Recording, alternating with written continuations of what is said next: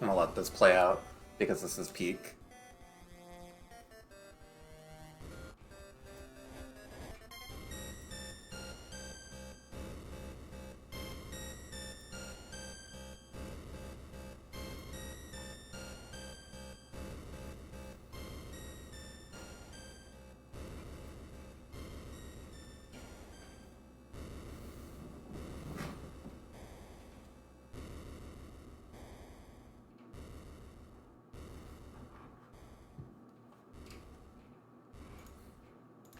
Alright.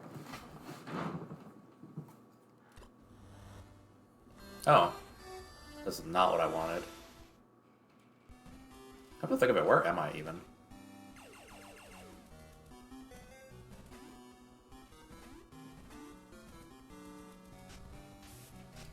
Ah, okay.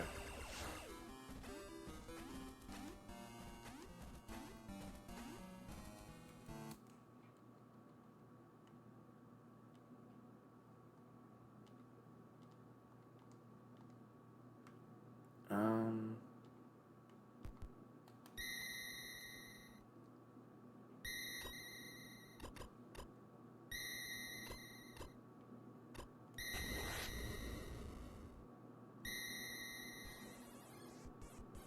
I feel like a different skin right now.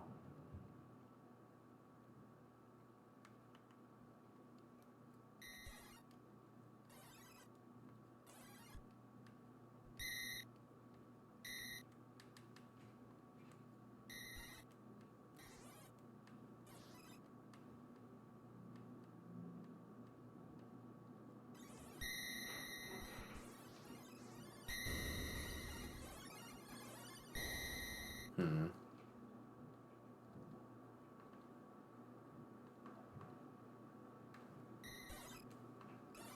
Oh god.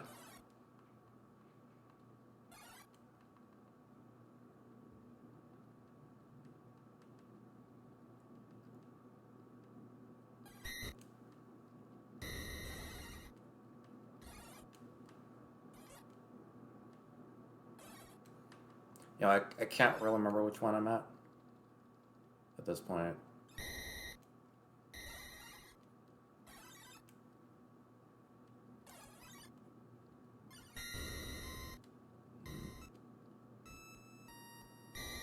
Sure. Let's just do this one for now.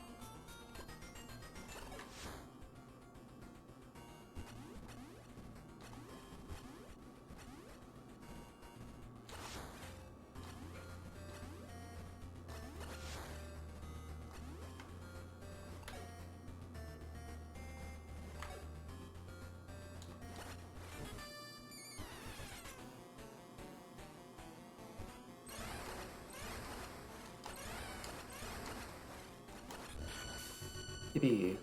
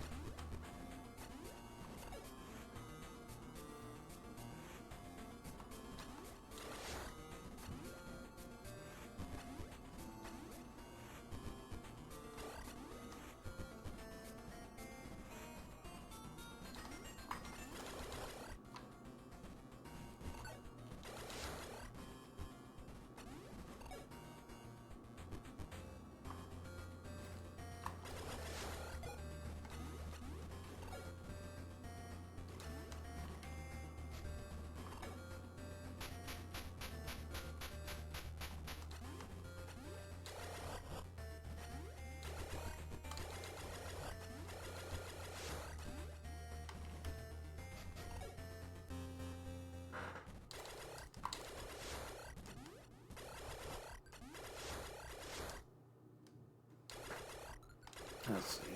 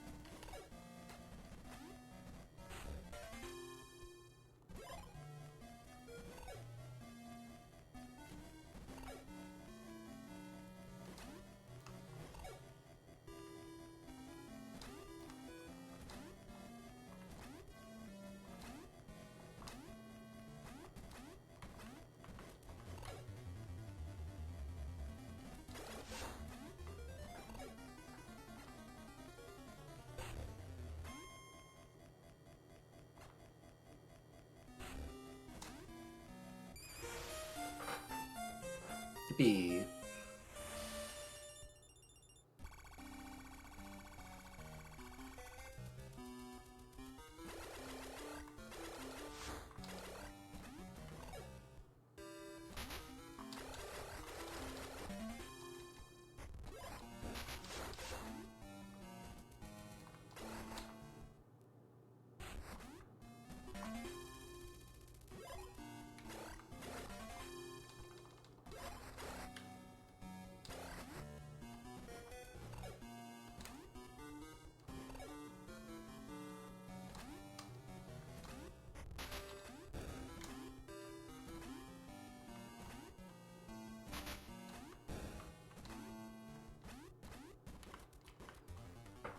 Come on, Samus. There we go.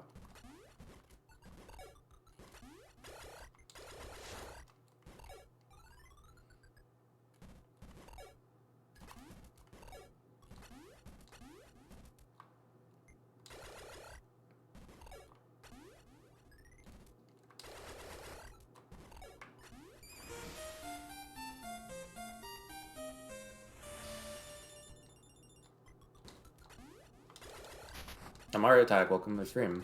Yeah, I'm 100% in Dread yesterday.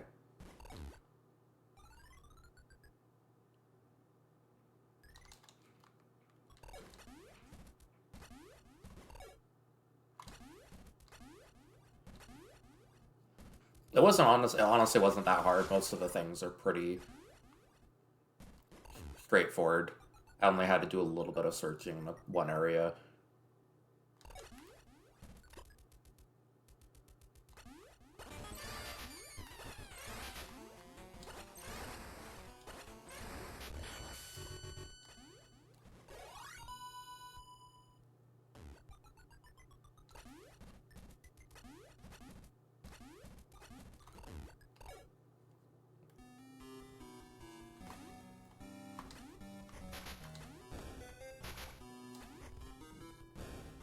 The scan thing really helps out a lot. Plus,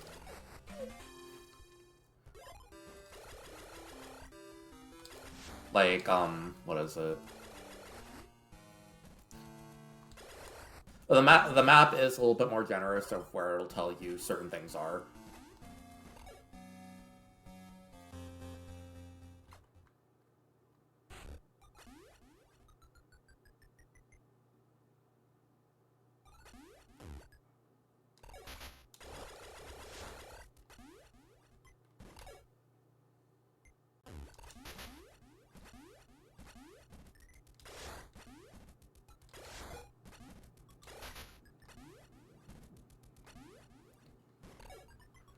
Let's see.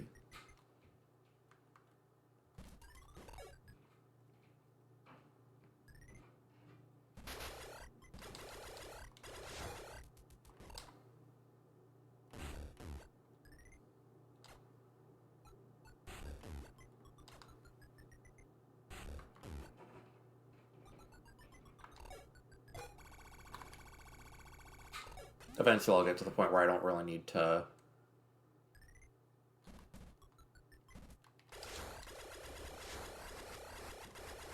Yeah, the Shine Spark thing really is a lot more robust than... Like, they require you to do a lot more than other Metroid games did. Like, it's pretty complex, but... I found the Shine Spark puzzles in this game to still be a lot... in Dread to be a lot more enjoyable than the ones in previous games, because they still aren't super long. They're technically complex, but they're not really that difficult. Well, they're technically complex, but they're not really that, like, long, I mean.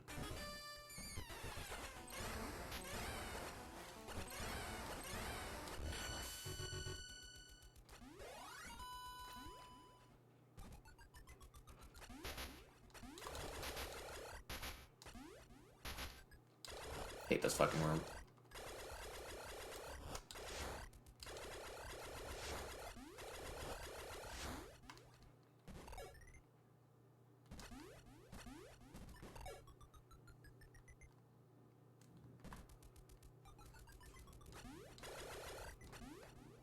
Yeah, that is a really hard Shine Spark too. I'm just glad they didn't really...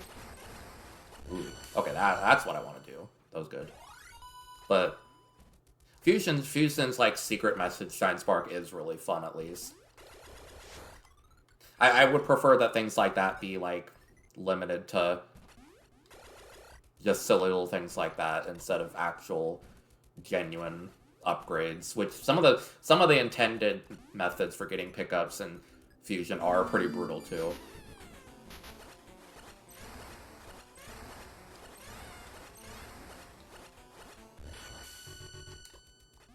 I should probably be a little bit more careful with my usage of missiles, because I am not going to get very many of those.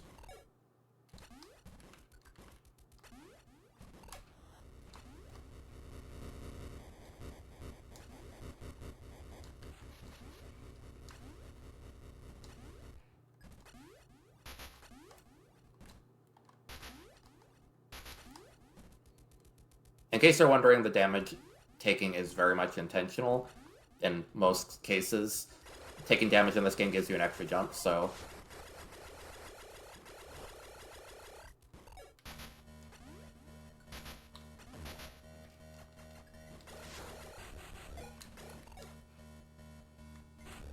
Damn it. I'm fine.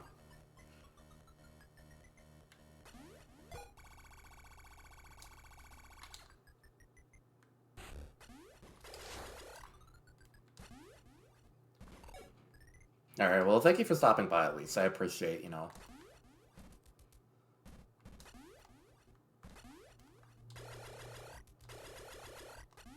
Okay, right.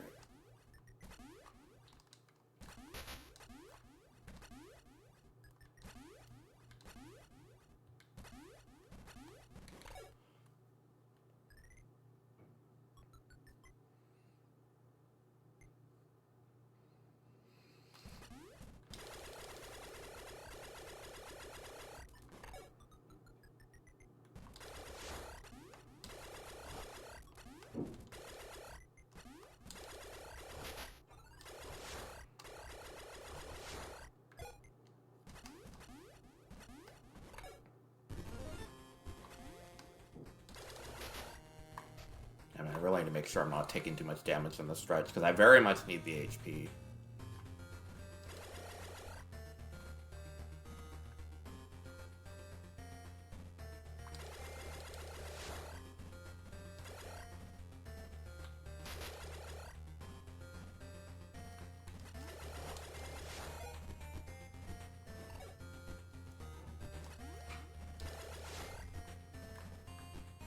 I'm gonna have more 2D like or side game redeems in the future, but for now, I just want to focus on this.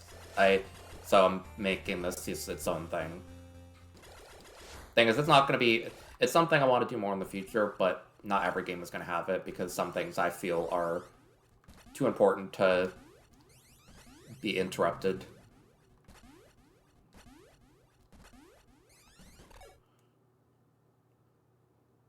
Yeah, I finished Super yesterday, too.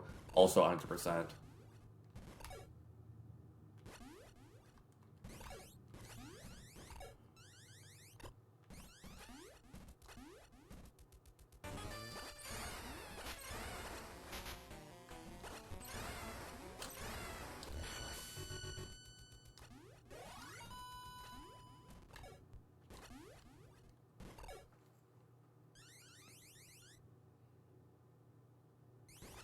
Now, I'm going to save before this, just because this is a little bit difficult.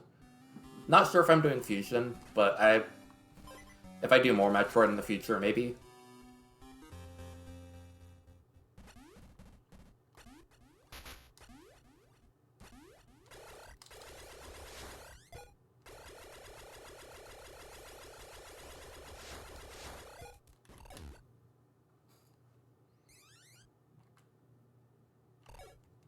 No, it's never going to overtake it. It just exists alongside it.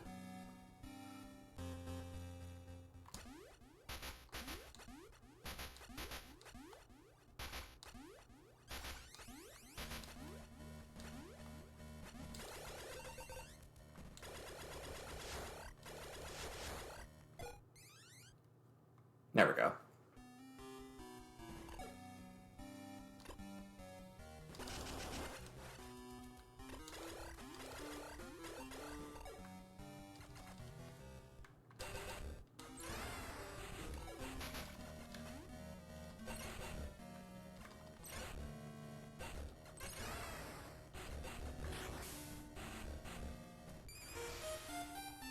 Alright, perfect.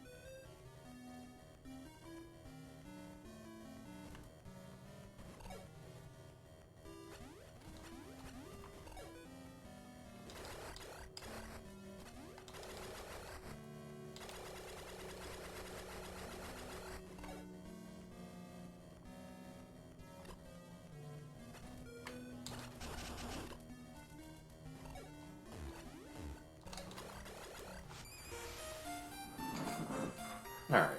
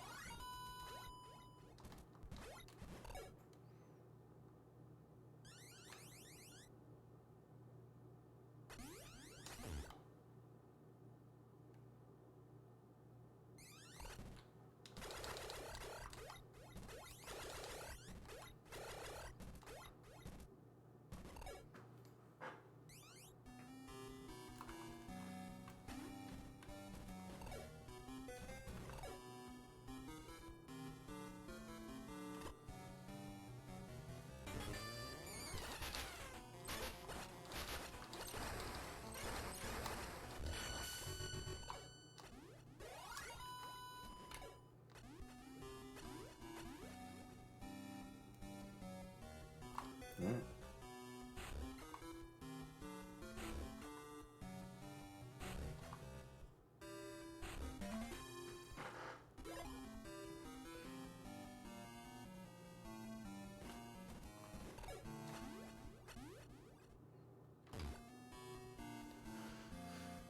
Alright.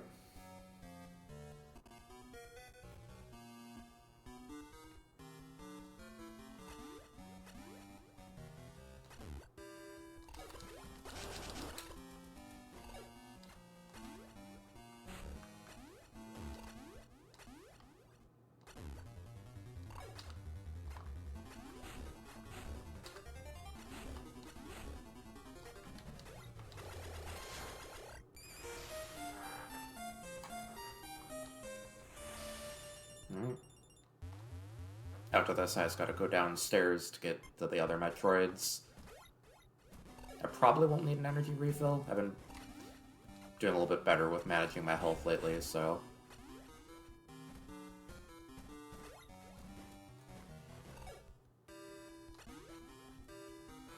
But there's one thing I think I need to improve before all else. It's just I need to get better at doing a quick morph ball.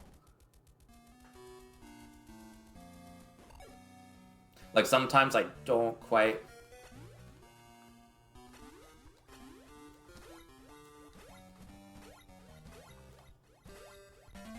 Sometimes I just don't quite mash the button, or, like, fast enough, or I just do one tap before accidentally moving left, and...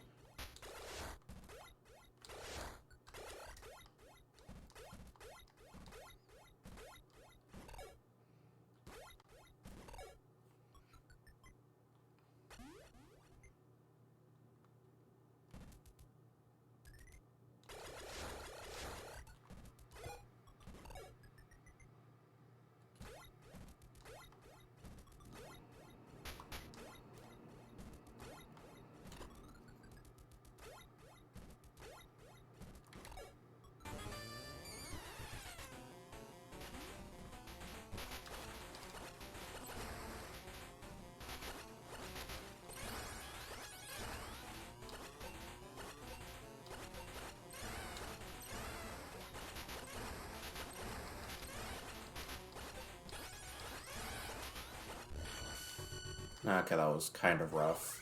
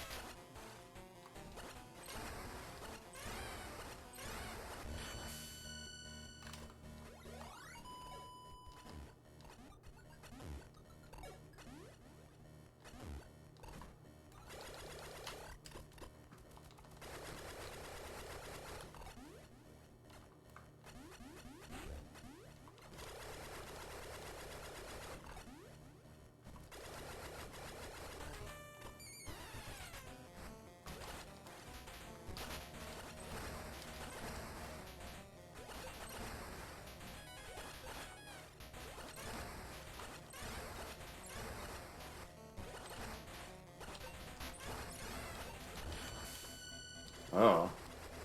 That's not good.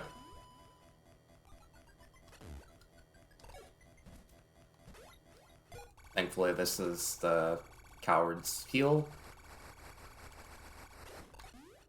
Yeah, peak gaming, exactly. Welcome to the stream, though. I'm glad to see you. I am currently just trying to speedrun, and you know, it's going variably well. Variably well.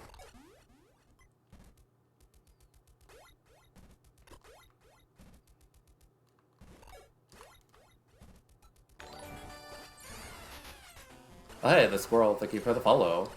Welcome to the stream, how's it going?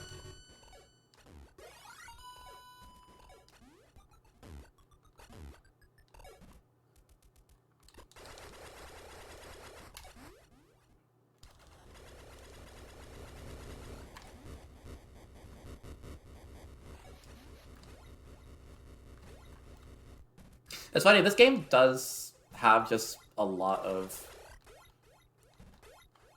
this game feels clunky at first, but this game does have a lot of weird tricks that seem mildly unintended, but do make the speedrun experience a lot better.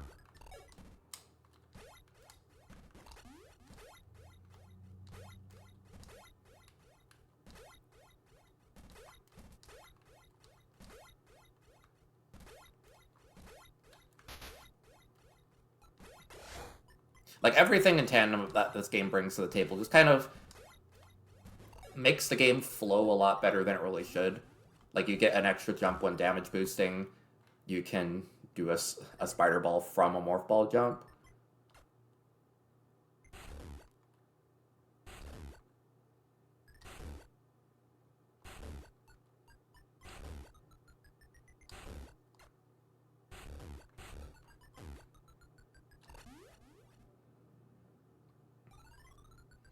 That's a much more stressful trick than it ever looks like. I really hate doing it, and as far as I've gathered, even the speedrunners hate doing it.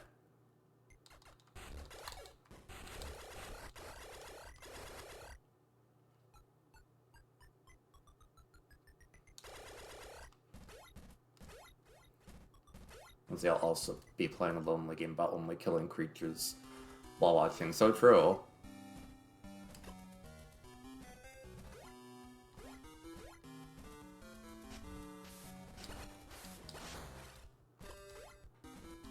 But this game has a lot of fun tech that it's not like super complex to pick up like Super Metroid. So it feels very entry level to me, and I find that comfortable because like Super Metroid is just like it's a very impressive game to speedrun, but I'm not really interested in that level of technical everything over the course of like an.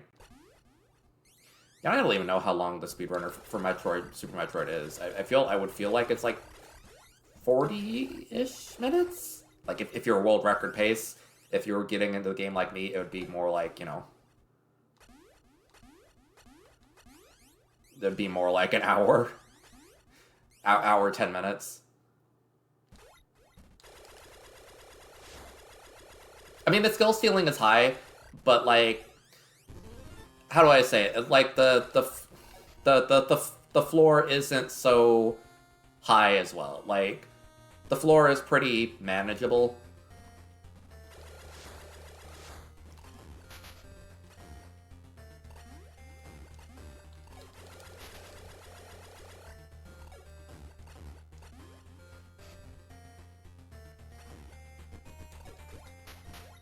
Like there's a lot of tricks that are pretty basic, so the floor is pretty it's as simple as learning these tricks and trying to implement them as many places as you can.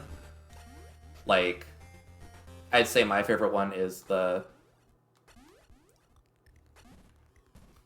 it's called a spider throw, I believe. Basically, so I think it's due to some like weird programming oversight, but whenever you're in the air, you're pretty slow, you know. But if you use the spider ball and you're moving to the left, you'll be moving really fast. So like whenever you're moving left in these levels, you can try and do like a morph ball. You can try and do like this funny little morph ball jump, and it saves a lot of time in a lot of places because you're essentially moving at like running speed instead of midair speed, which is like twice as fast.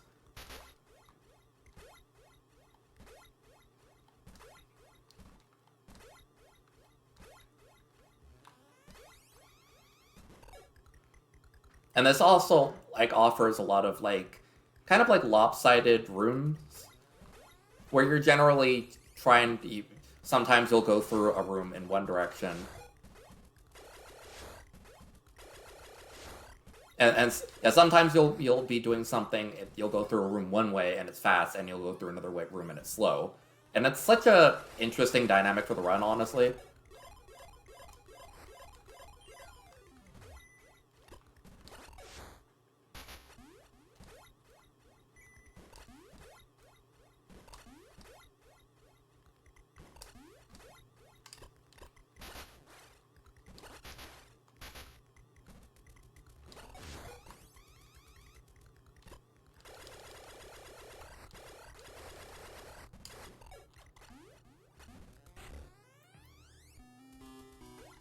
Yeah, it's like it's kind of like stuff like that where, and so it feels very satisfying that sometimes there it feels more interesting because things are lopsided. Because then it feels like, wow, like suddenly, like whenever you're getting to go this direction, like it feels so much better because it's like a little treat.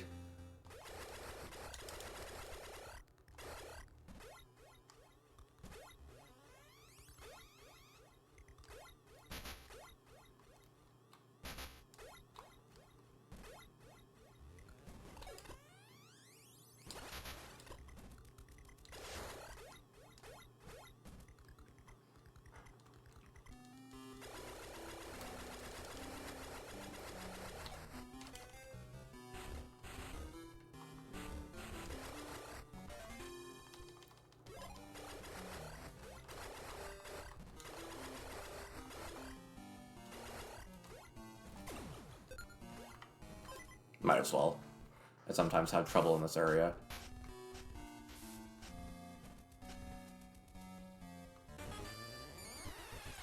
Don't hit me. Thank you.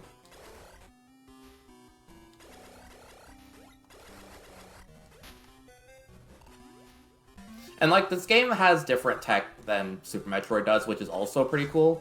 Like Super Metroid does have its own movement that I find to be really fun. Like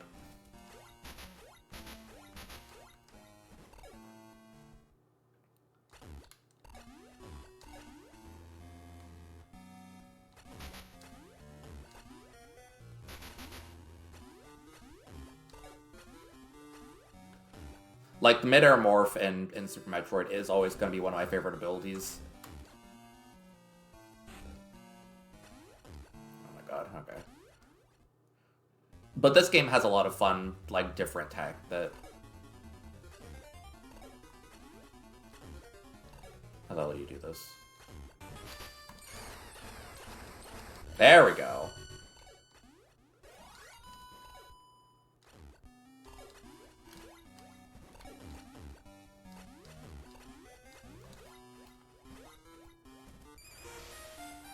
But, like, there's a lot of things coming in tandem, like the way that the spider ball moves faster in midair when you go left, the way that whenever you unmorph, you can simply just do a double jump.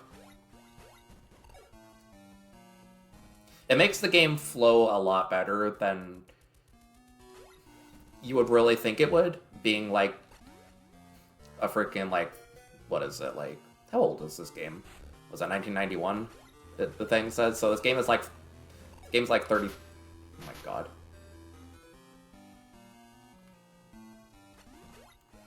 This game is like, you know, like 33 years old, and it still plays pretty smoothly.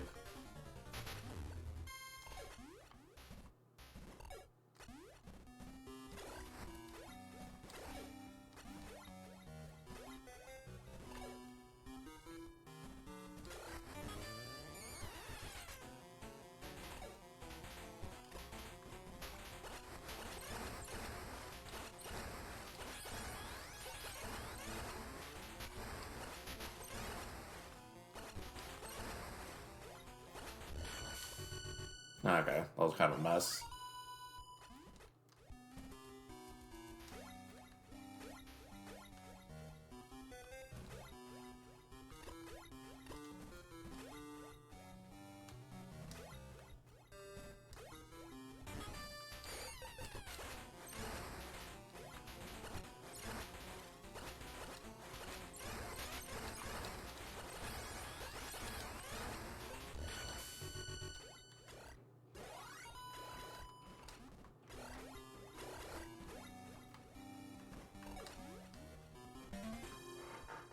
Okay.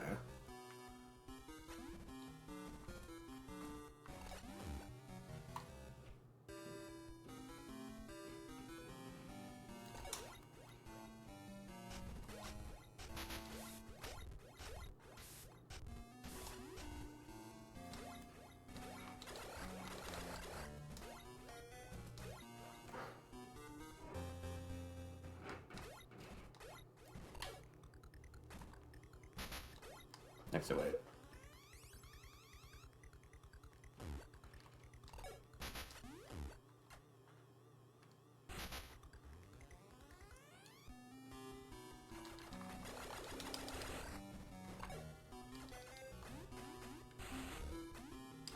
God damn it.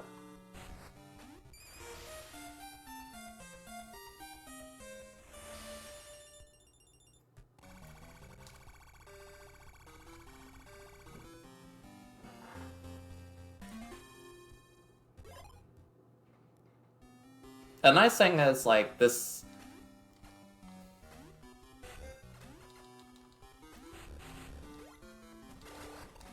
I am trying to do a 100% run of this game eventually. And it's honestly not the most unreasonable thing to try for.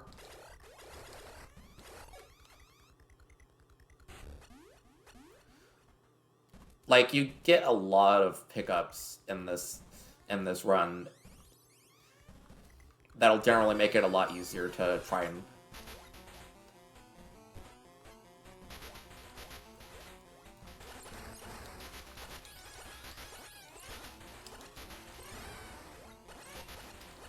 Oh my god.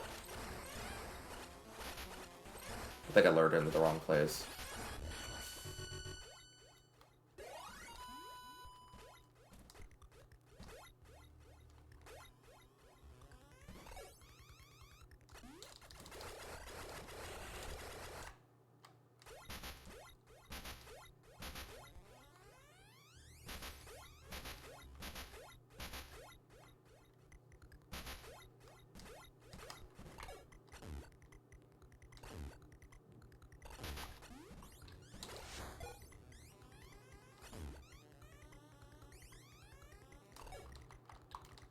Oh, god damn it.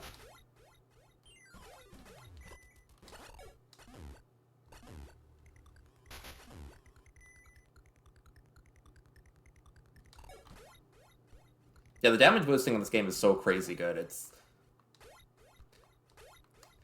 The way that damage boosting is actually like a valid movement technique in this game always kind of blows me away. Oh my god. Annoying ass enemies. I really do need to, like, kind of spend more time, like, figuring out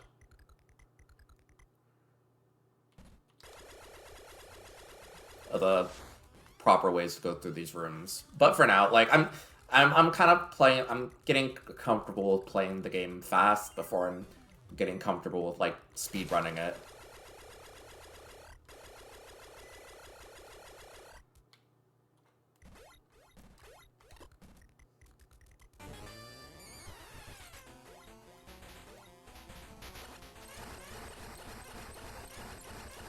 That's the one luring tactic that I actually know how to do, so... Wait, that's not an area I want to be in. Oh, that is. I always forget this area still.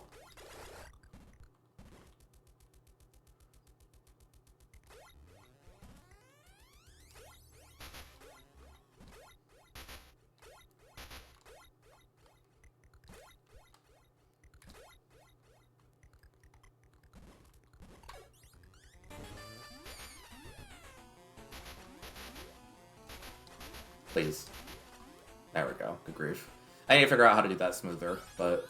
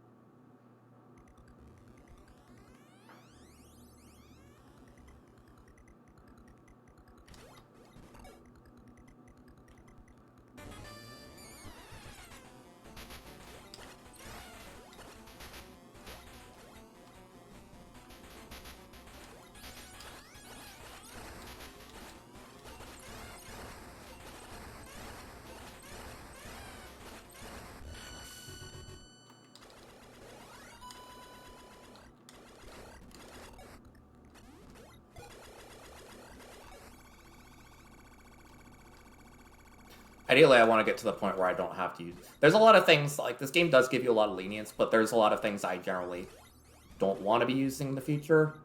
That one is one of them, but you'll see why I definitely need that right now. Later on.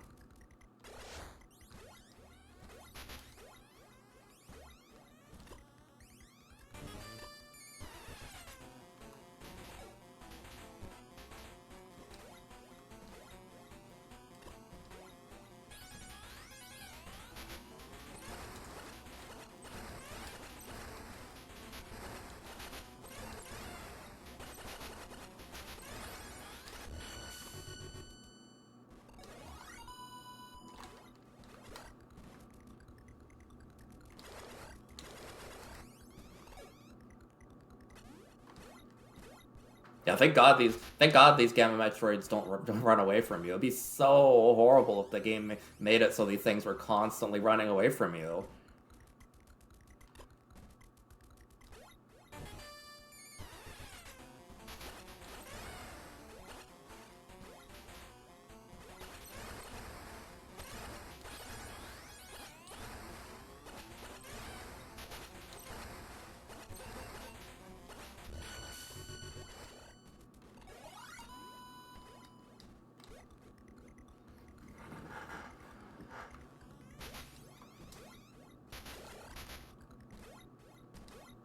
Okay, I probably shouldn't need to save, because I have a lot of health to the point where this is free. But I'm going to save anyways, because this is just practice.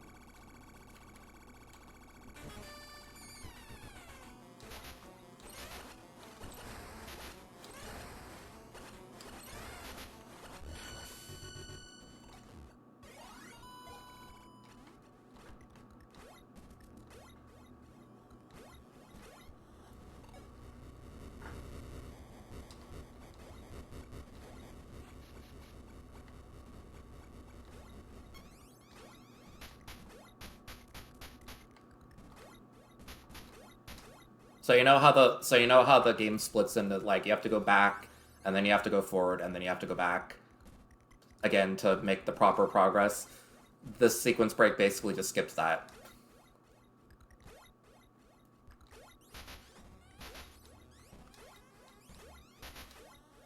Unfortunately, it also is, I would say, the only super stressful trick in the run. But it's also it's one of those things that adds a little bit of danger to it. So it's like, I kind of like when there's one trick that really kind of makes the run feel like it's a little bit forbidden, but it's not like super dangerous to the point where it's like, oh my god, I'm super scared of this yet. Like, I imagine I'm gonna get smoother at that. I need to eventually practice that trick in its entirety, but.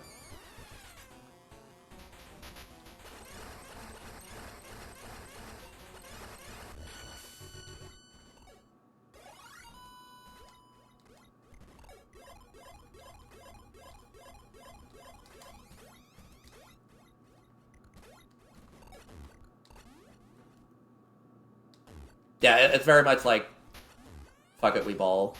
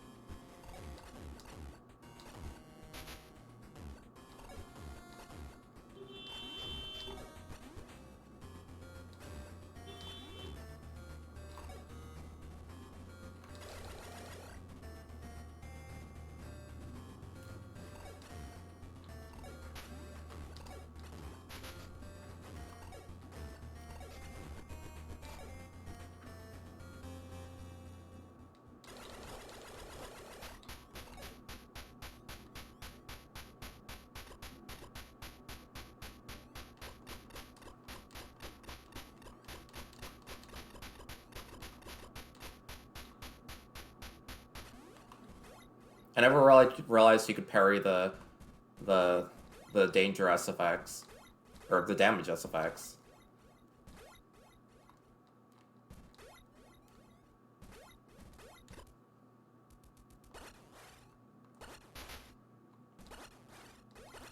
This is one of my least favorite rooms in the game, honestly. It's one of those things where it could give you a lot of free health, which you desperately need for next section, or I desperately need for next section, but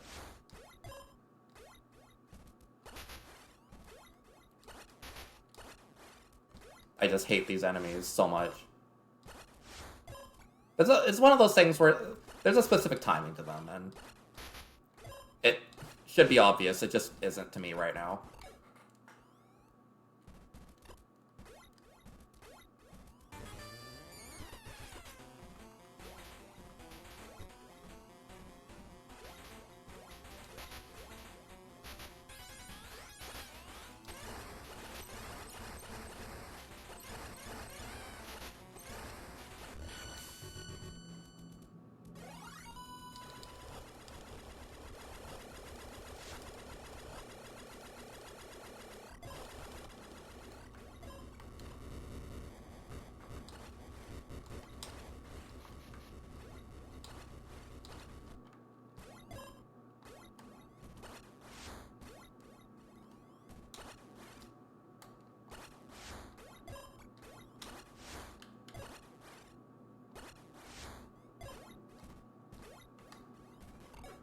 Alright.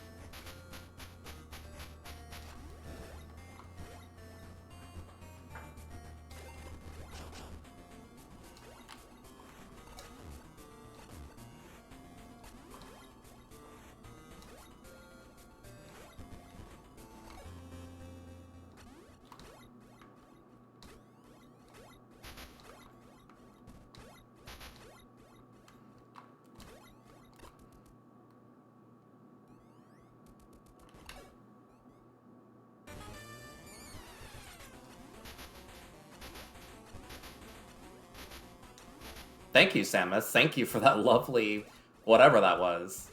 God, girl, your movement is absolutely horrible sometimes.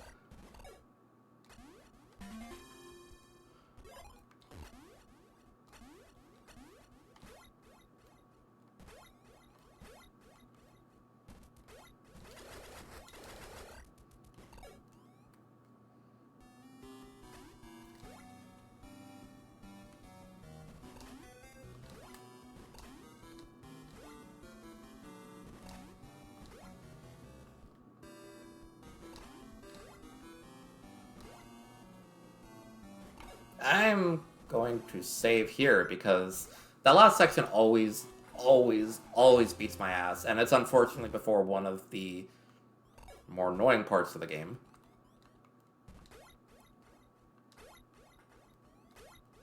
And the fastest path, unfortunately, does not have a heal.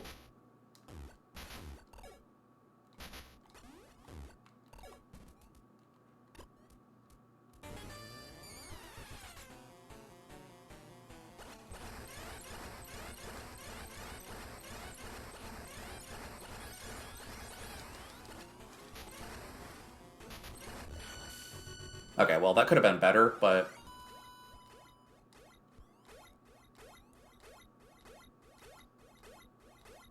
The general idea is that if you hit them fast enough with enough projectiles, they will actually... They simply just can't hurt you. They can't do anything to you.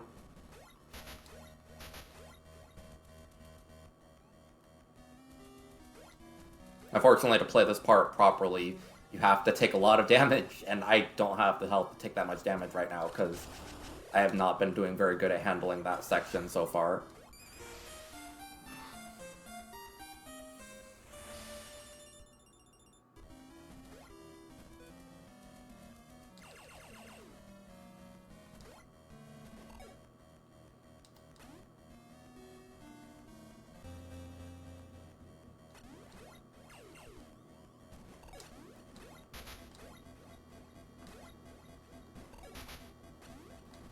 Rude.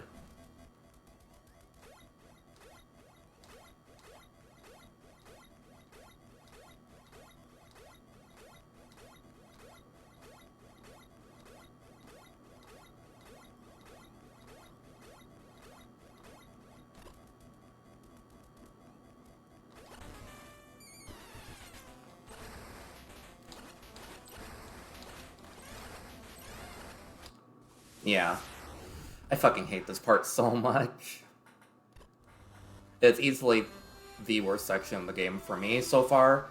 Just because you have to do so much to get to this point. Even from actually getting a full heal.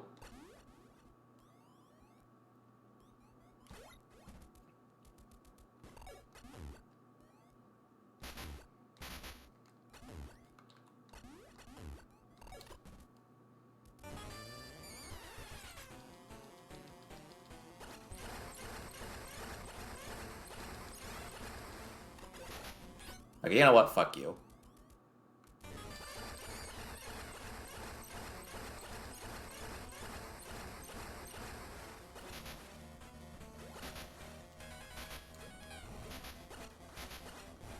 Like, seriously, fuck these things.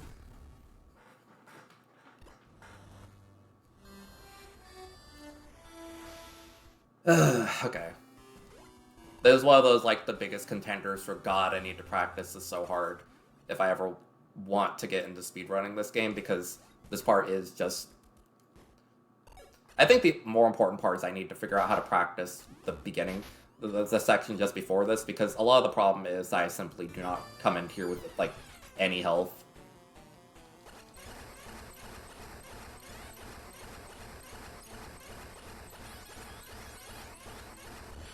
Alright. That's pretty optimal.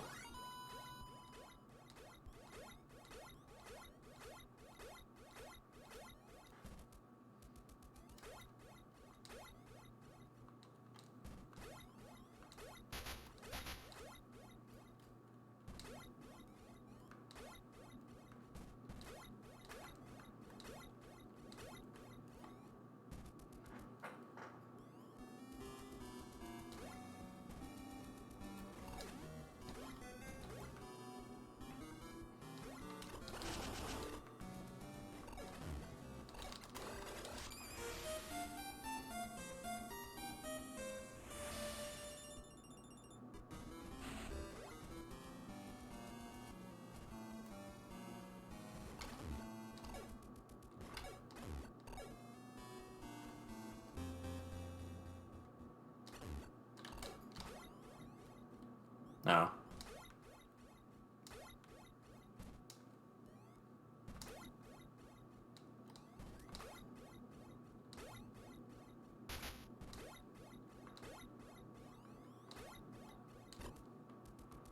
I'm just not going to damage boost here, because...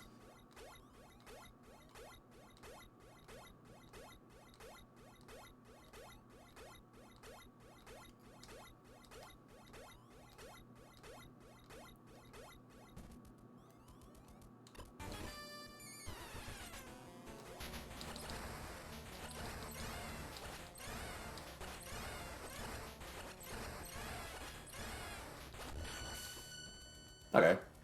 Not really the best way I could have done that, but I didn't die, and that's the only important part.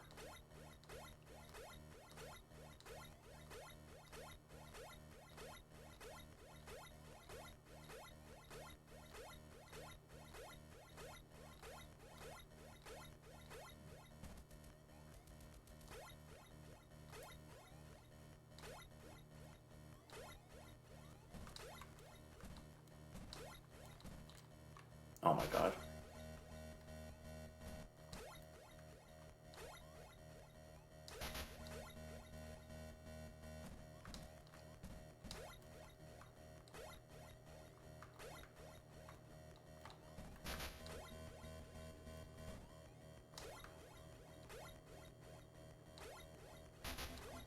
Nightmare ass room, honestly.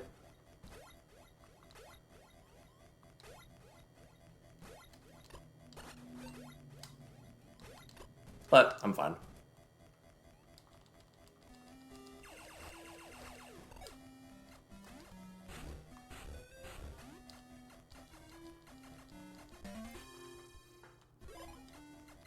Yeah, it's pretty much. This game is very much.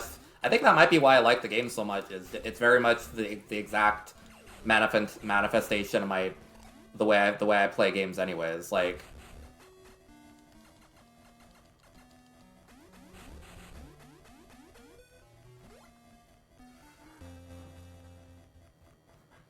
but it's not. But it's not so much like. Ideally, the game gives you enough energy that it's not super strict. As long as you just simply play better, which unfortunately I have not been playing better, but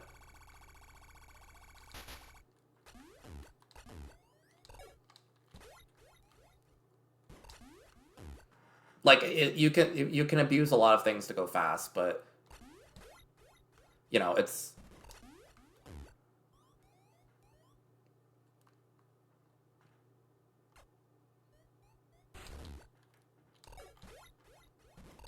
nightmare ass thing. I hate this part.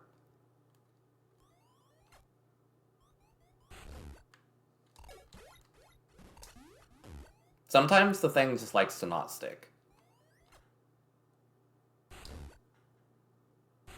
I think I need to hug further right.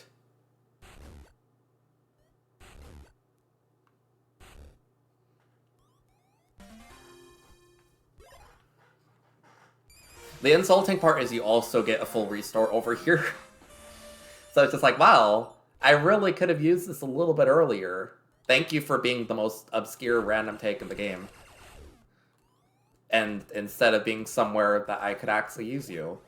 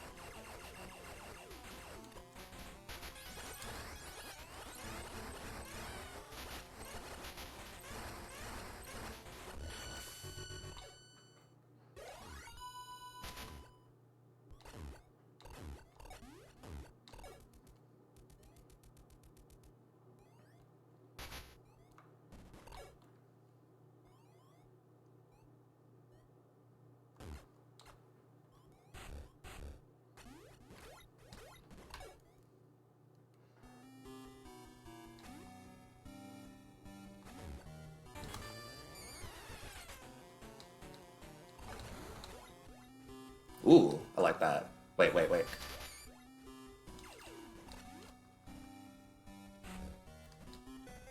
That was actually pretty smooth otherwise.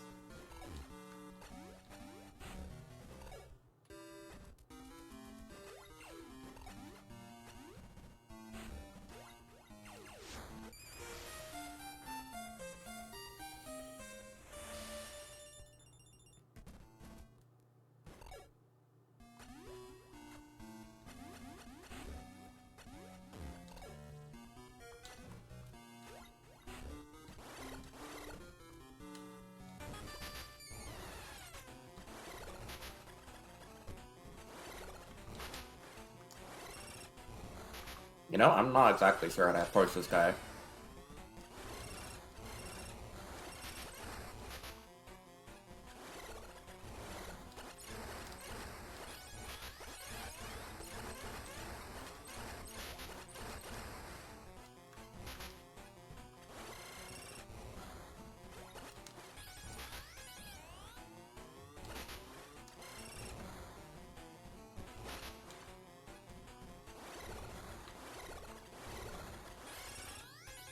Get your ass down here.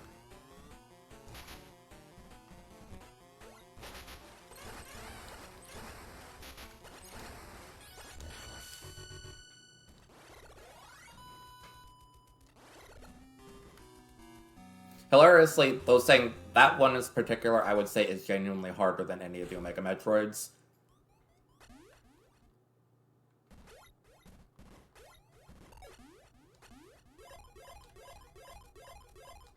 Like, I have 240. That's exactly the number I wanted.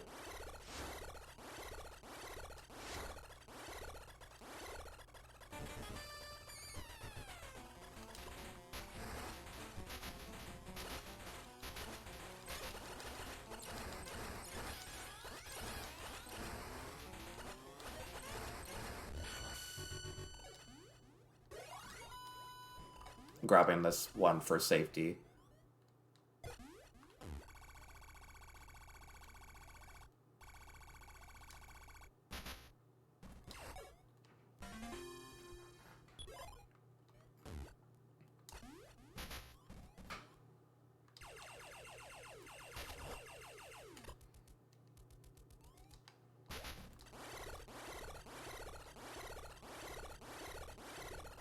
Oh, right, I forgot about this one. I was just going down here just because I thought this was the exit, but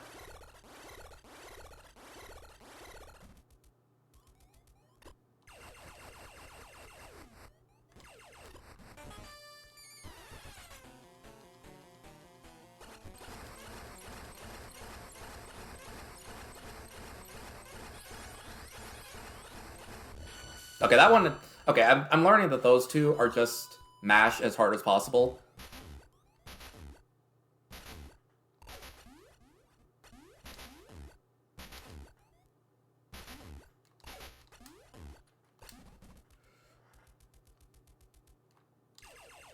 Like, I think if they slip out, it's simply because I wasn't mashing hard enough.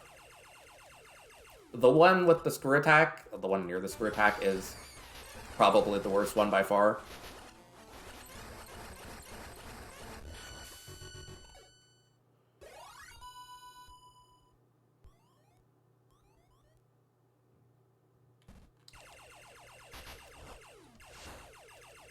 I'm still mad at that guy, because the other segment would have been actually harder, or easier, but that guy happened to take like almost like half a tank off of me just by existing.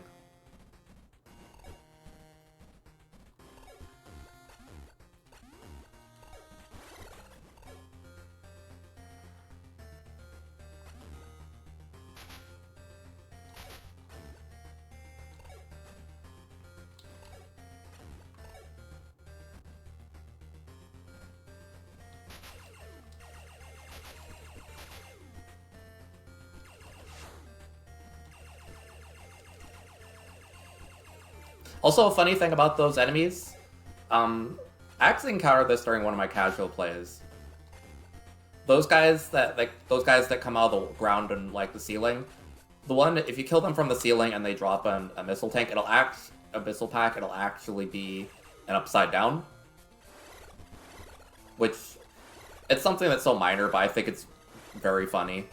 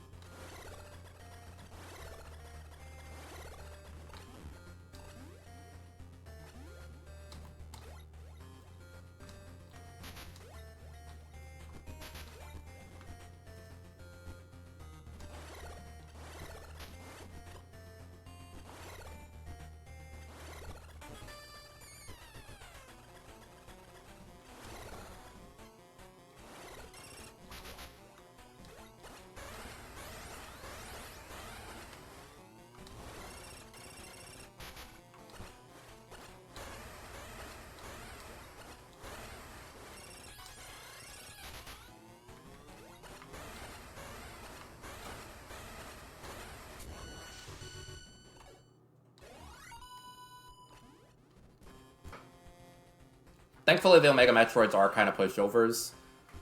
If once you know how to do them. Meanwhile, that one Zeta Metroid, whatever it is, like that's what it is. That specific one in Screw Attack room, just a nightmare. I'm sure people have strategies for it, but like, even one of the things I was watching, like, was like, yeah, I don't know, like a while back. I think that's like an old speedrun, but like, it's just very funny to see a speedrunner. It's like, yeah, this one's a pain in the ass compared to the others.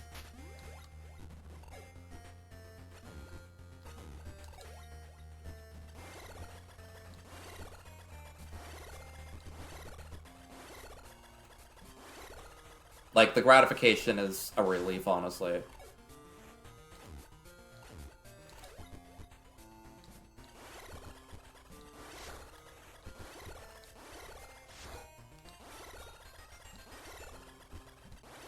Let's see. I will probably be playing this game a second time, but I have an extra, you know, trick to keep everybody from being entirely bored, maybe.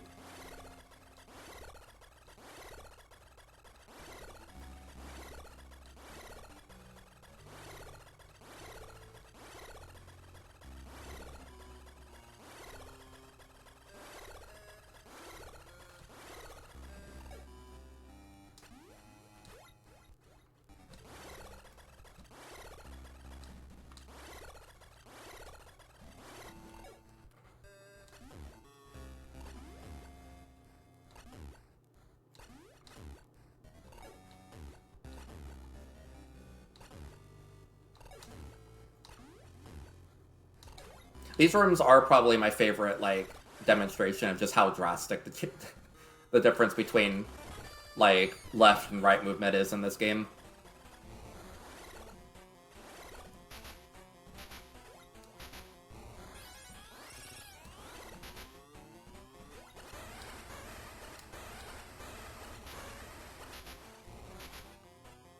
Oh my god.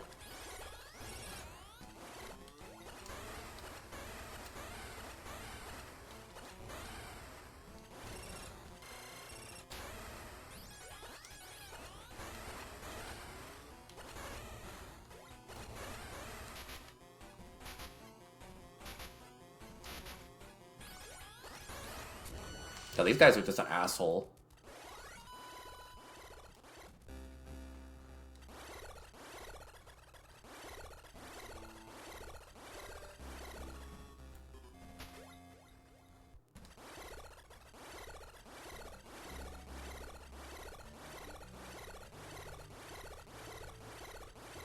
No, that sounds horrible. I love when bosses just don't function the way they should.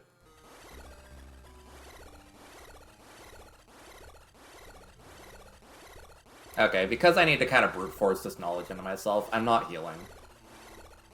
Like, there's grinding spots in this place. There's even a grinding spot for missiles that I didn't know at first. Because apparently every single enemy has its own specific drop. Like, these guys just drop energy. There is an enemy over there that drops like 5 missiles, which, while it's not very much, is, you know,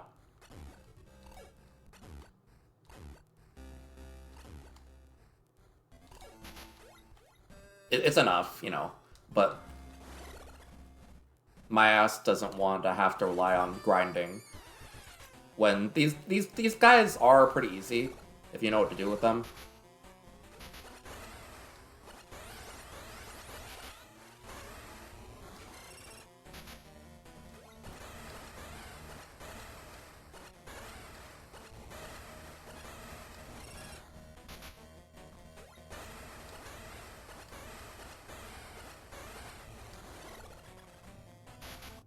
Yeah, okay. I took way too much damage on the first one anyways, so, like, a really, really bad amount of damage.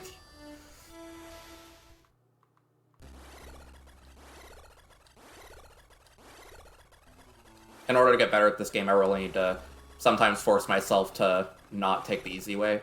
Because, like, If I just have like a ton of health every time, then I'm not going to learn how to handle it without health.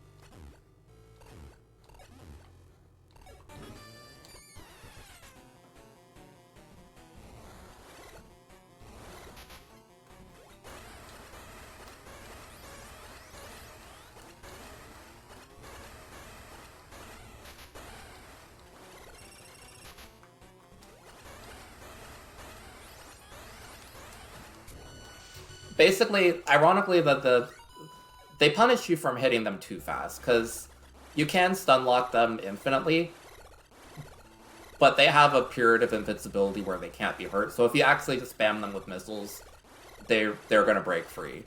Ideally, you have to like kind of jump, hit one missile while you're on the upwards, kind of start falling, and then hit one missile when you're on the downwards, and then repeat the jump, missile, jump, missile, fall, missile until they die. But that's, you know, that's pretty difficult. Though, in terms of damage, I actually took like a reasonable... I didn't take too much, so...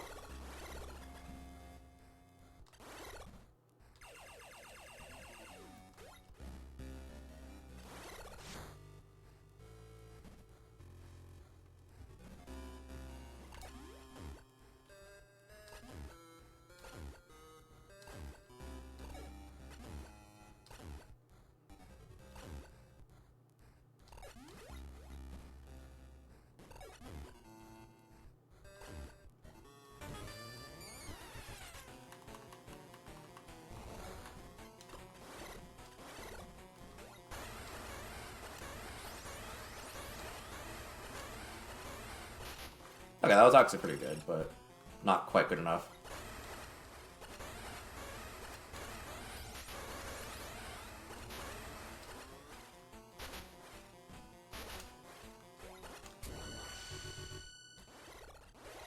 Getting better. Like, there's a lot of room for improvement. Ideally, they shouldn't get another chance to attack. Like, the moment I do it, they should be stun locked. But if it makes myself feel any better, then with the first Mega Metroid in this area on the actual world record run, the guy does accidentally slip up. So, you know, it's not necessarily... I mean, I'm not saying it's a hard trick per se, but it feels better knowing that even the world record holder makes this mistake sometimes.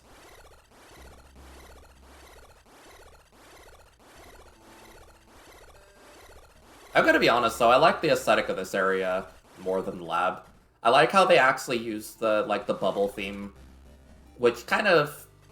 the bubble theme in Metroid is usually kind of cool, but it's not really used for places that are that threatening. Like, oh, I'm so scared of Norfair.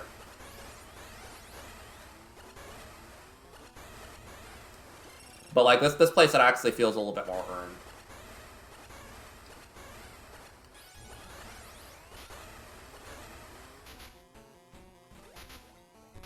Oh my god, you royal pain in the ass. Die. Oh, Funky Goat, welcome to my stream.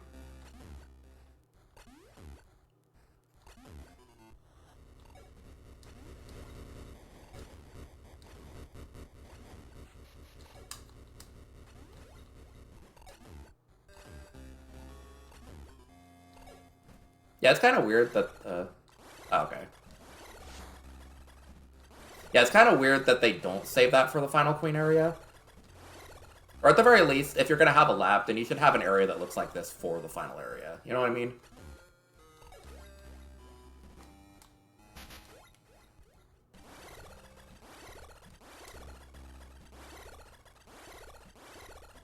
Like, it should be one or the other, but it sounds like it isn't.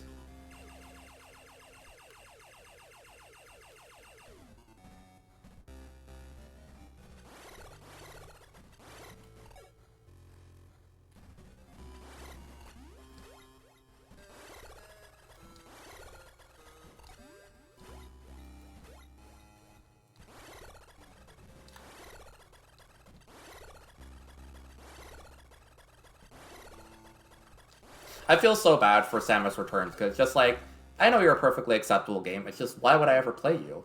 Like,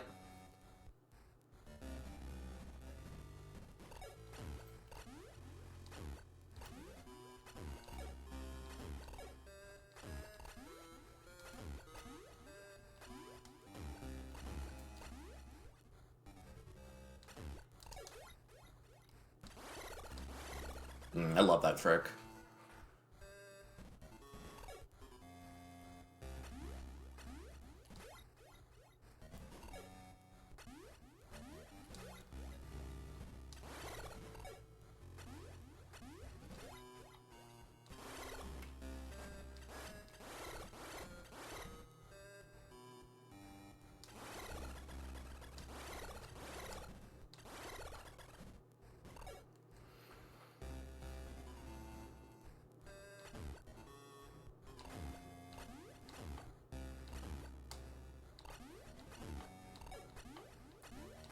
All right. Well, if I'm guessing you can hear me now, so thank you for stopping by, Funky Goat.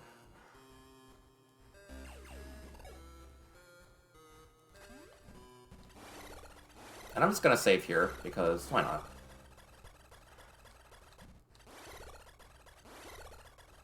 Yeah, like standalone, it's fine. It's just I'm so sorry to the people who worked on this game or worked on that game just to be like, man,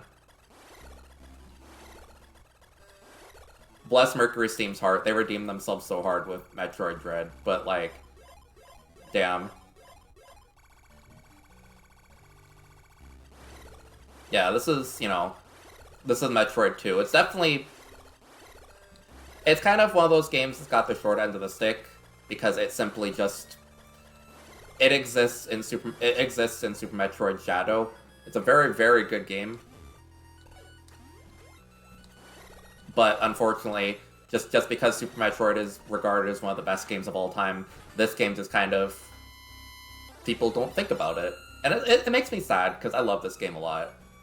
Hence why I'm genuinely trying to actually think of speedrunning it. Oh my god.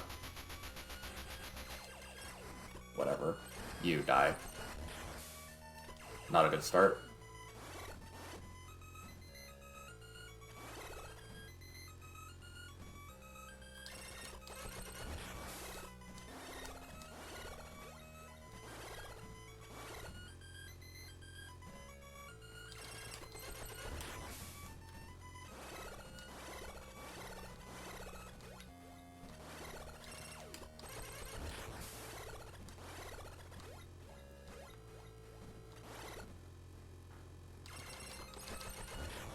I think it's genuinely also just like, it's one of those things where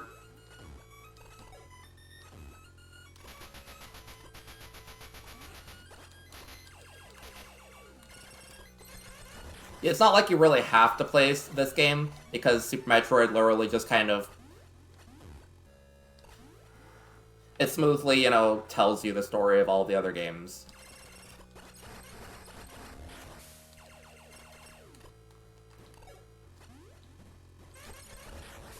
Like, in a way that you like, oh, okay, that's what happened. I don't really need to play those games.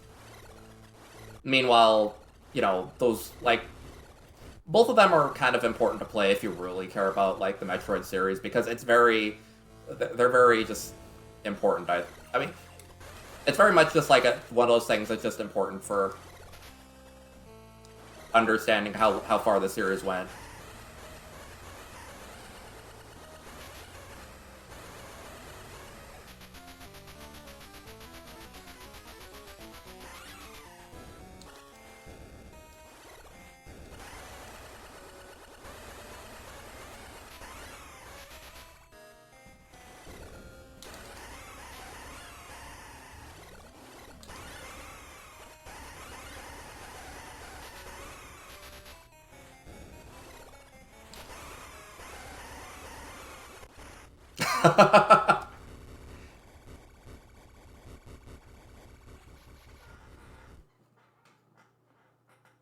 It's actually fun to just, like, dump missiles into her as fast as possible. Damn. Look, I did it in a way that I still think is funny, but like, yeah, it wasn't optimal, but it was optimal in my heart, and that was funny. Sometimes funniness is more important than being fast, I think.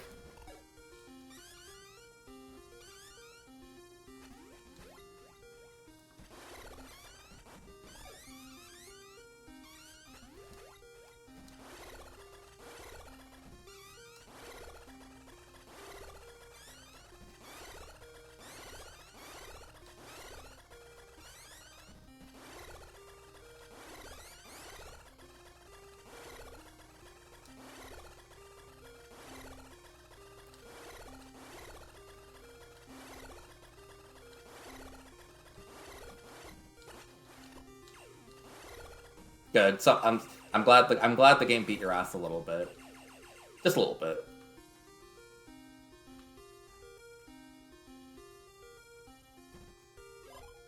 Yippee! That was Metroid 2, Return of Samus. That Samus really did return. And then we're gonna do a Return of Samus, because I'm going to play this game again. Because I'm not a well person right now, but I need to get this good at this game. And besides, it's a short-ish game. This game's shorter than Sonic Mania, like, which feels really weird to say, but well, at least I think it's shorter than Sonic Mania. But I'm gonna do something to keep the stream a little bit fresh. Yeah, she's running. Who's she running from?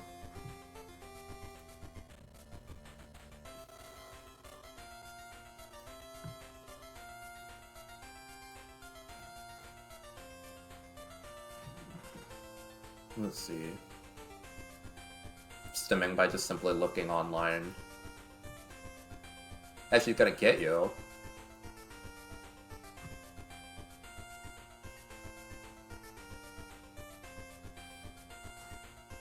I mean, don't worry about being mildly spaced out, honestly. Like, you know, that I'm here to simply provide people a thing to vibe with.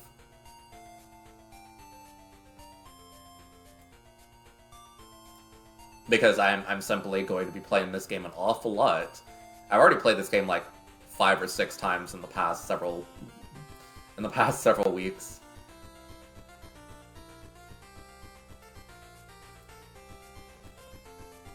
My current best time, I believe, is like 117, I believe. Maybe 115 at the very least.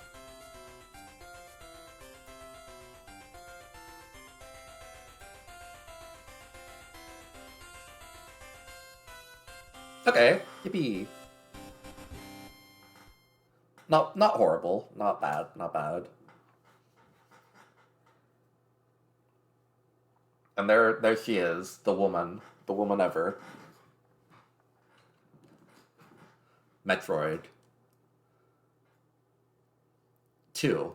Okay. My dev menu for my entirely legitimate copy of Metroid 2.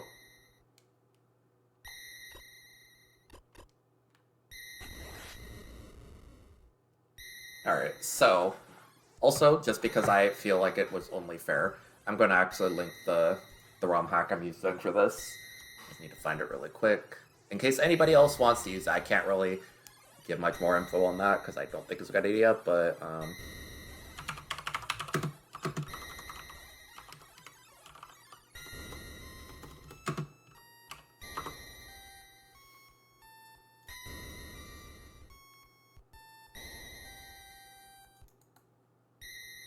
see.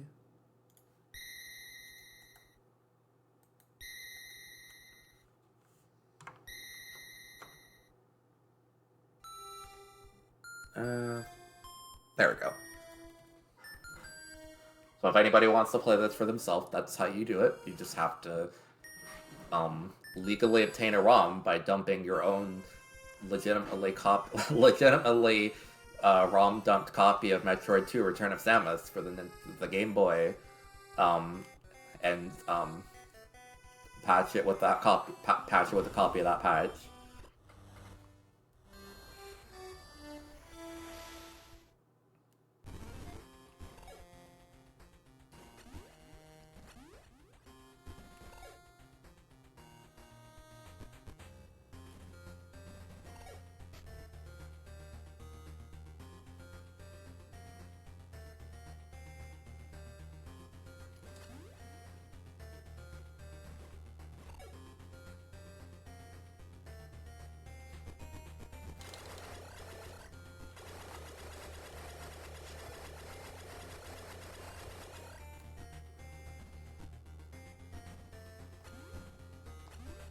Well, not in Nintendo's eyes, but then again, Nintendo acts like, you know, you're breaking the rules by just playing illegally, playing a copy of a game you own by emulators.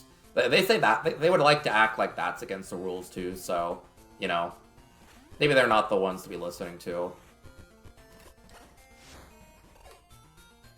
If anybody's wondering why I'm constantly Morph Ball, this game is just simply funny. And Morph Ball moves at... Oh, I want to say it moves like...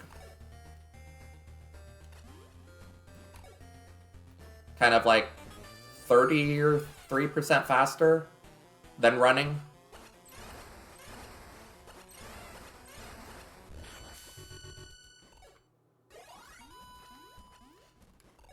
Which, but actually, you don't use Morph Ball for the entire run, because once you get very used to Samus starts actually running faster for some reason. So Morph Ball actually ends up being used more for just the simple, like, the movement glitch it offers.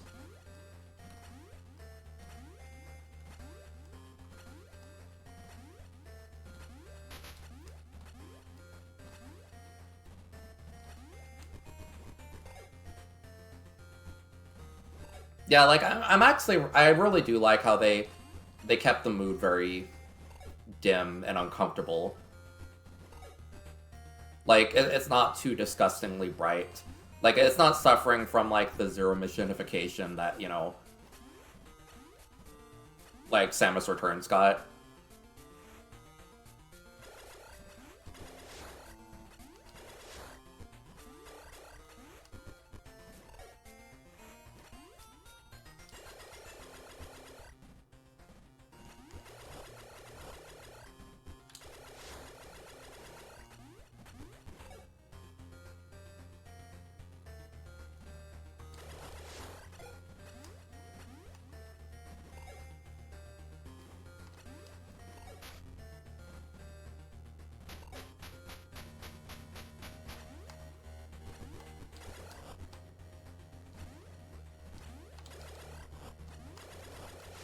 That, and it's nice that it still has a solid color. Like, it has actual canon colors to work with, so like the asset actually being purple is still a nice touch.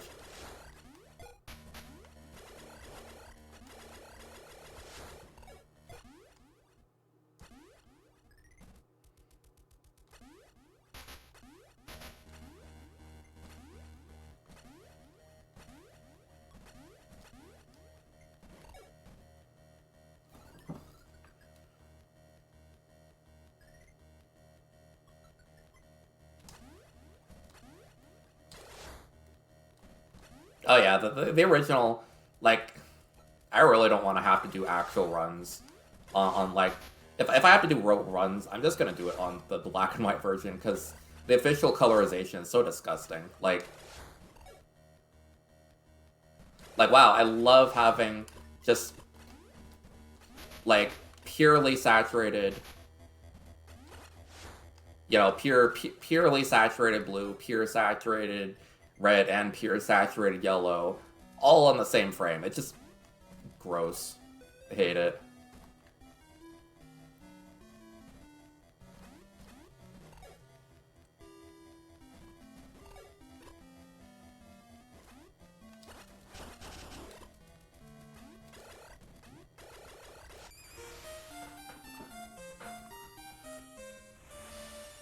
It's not even an unpleasant gradient. It's just like, at least the unpleasant gradient would have some midtones, even if they're a little bit unpleasant. Like, that's just like, wow, it's like I'm looking at like 3 different versions of the sun at the same time.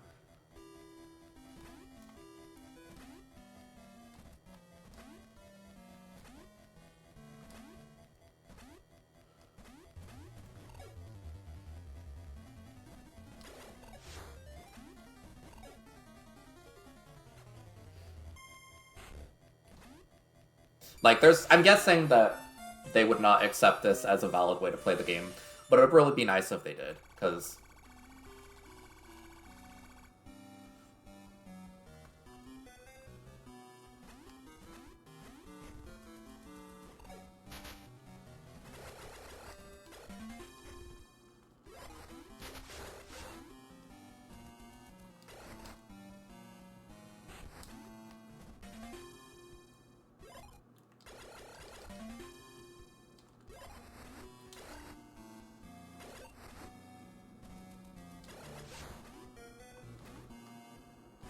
Yeah, I ask and then they vaporize me and I like die like Samus does in this game.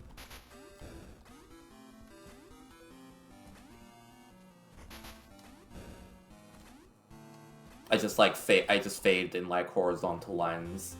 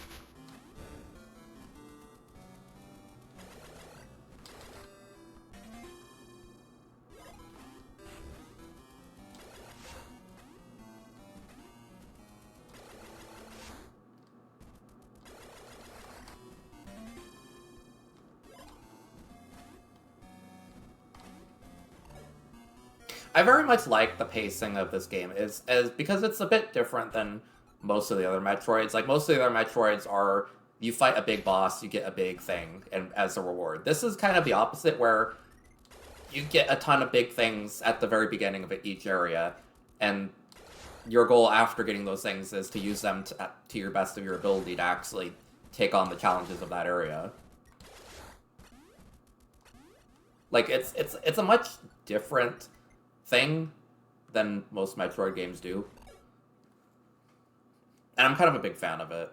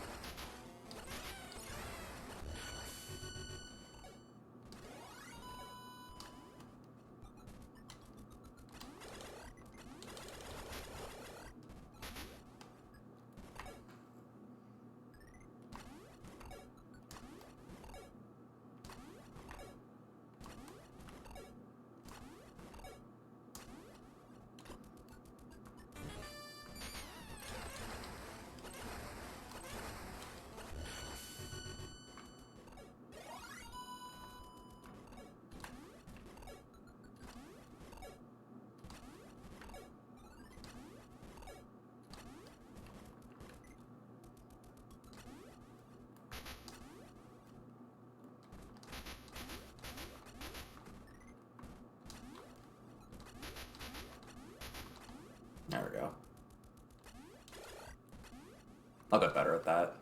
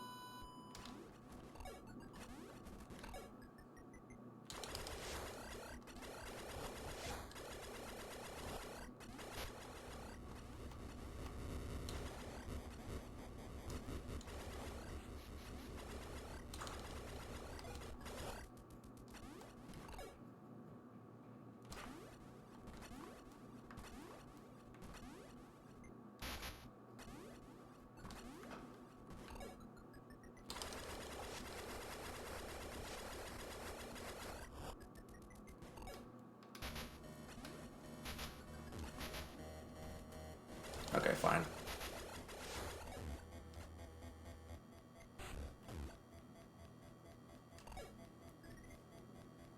There's probably a faster way to get up there than using a bomb. I need to rewatch the speedrun to, like, recontextualize what exactly I'm doing, but... Hello?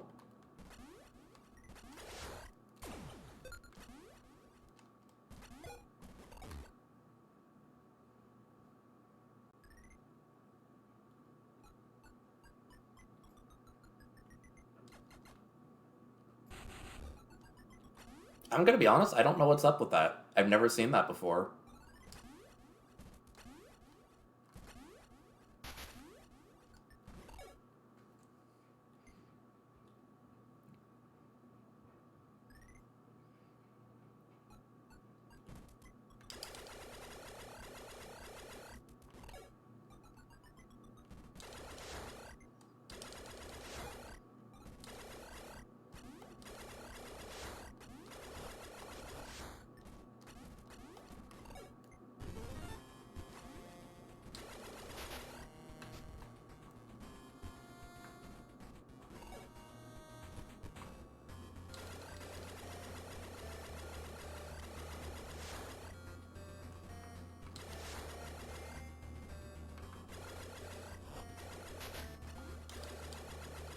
Okay, so I'm gonna want to make sure I keep my health a little bit high.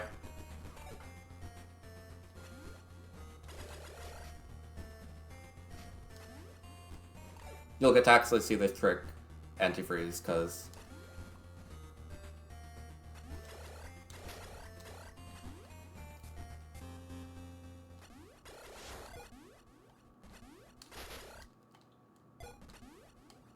But I'll take that health. I need it, I need it, I'm...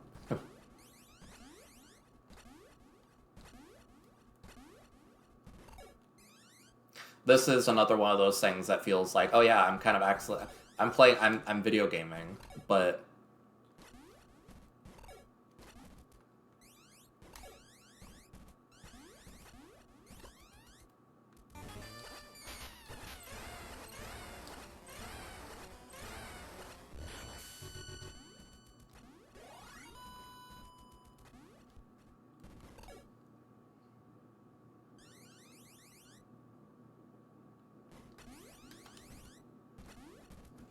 Okay, I was gonna do it raw, but I'm gonna save. Just because I'm not 100% comfortable with my skills in doing this.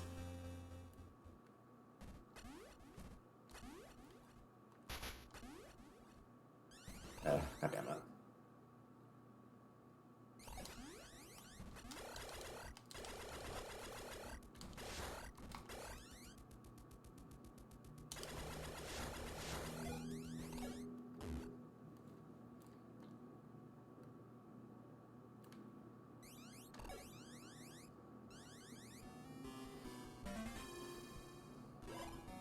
This is a pretty troublesome part, so... And I didn't even do it right. Okay, whatever.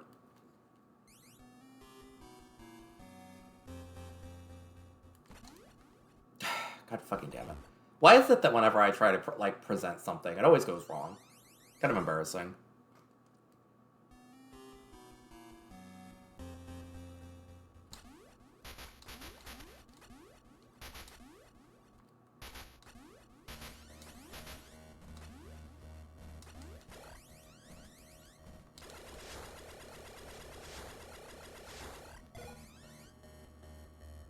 There we go. It's funny because I actually figured that out by myself, but I didn't realize that I didn't realize that the actual speedrun would do that too.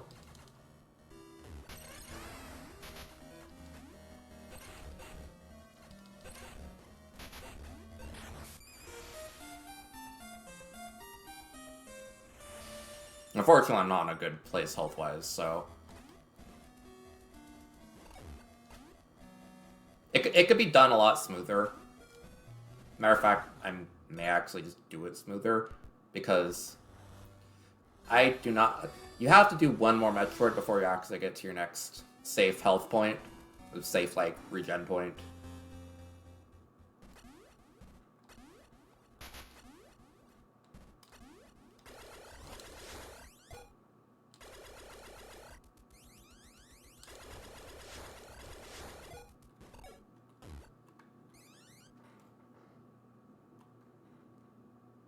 And this is one of those things that's very much one of the crucial points of the run, because you need to do this to progress. You can't do this the longer way, because it's an integral part of the route.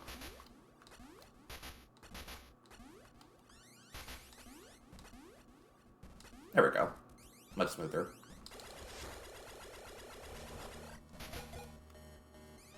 Whatever.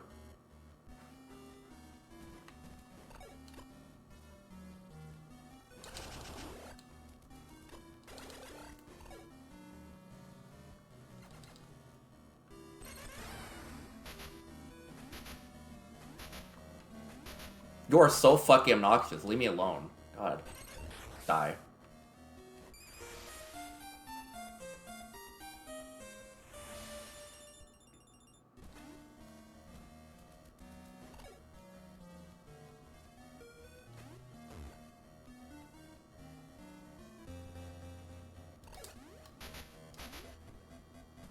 Right.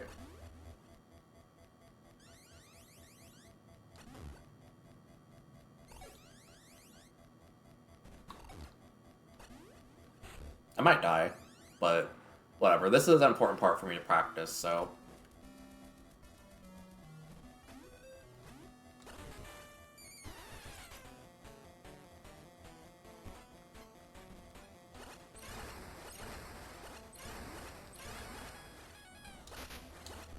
Don't you dare.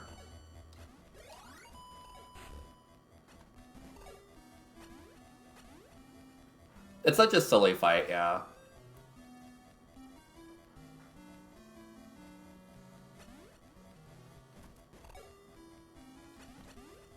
It's also funny how it's one of the only bosses that, really forces you to use something that's not, a non-standard kit in your tools. Like, a non-standard thing in your movement kit, attack kit, whatever. Oh. Hello there, random disappearing horizontal line.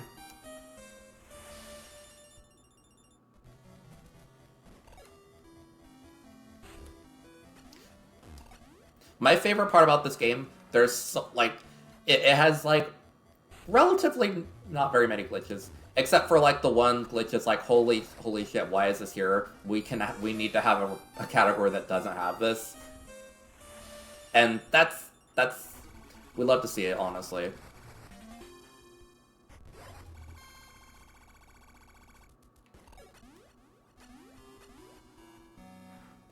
Basically, the whole thing is that there's a glitch where if you press the select button really fast, it will sometimes make, new blocks that are trying to load in just not load in properly.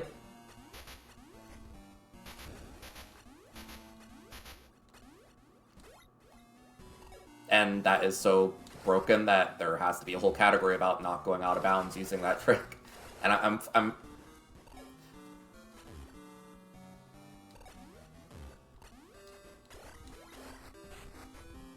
And while it would be pretty nice to play, like, I just simply don't want to have to worry about that. Like that, because like for everything, for every part that gets made easier like that, there's like probably, you know, a bunch of other parts that just are annoying.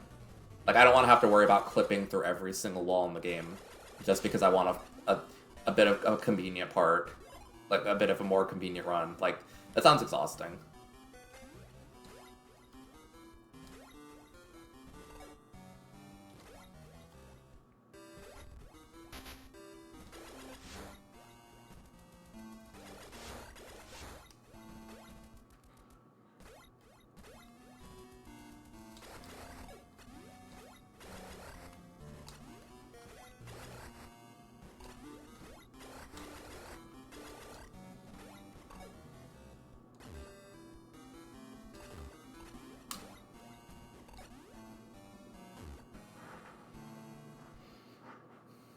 Yeah, the terminal montage really has, you know, like, they need to get on that. Unfortunately, you know, they already have their whole thing with Samus, but it's a shame.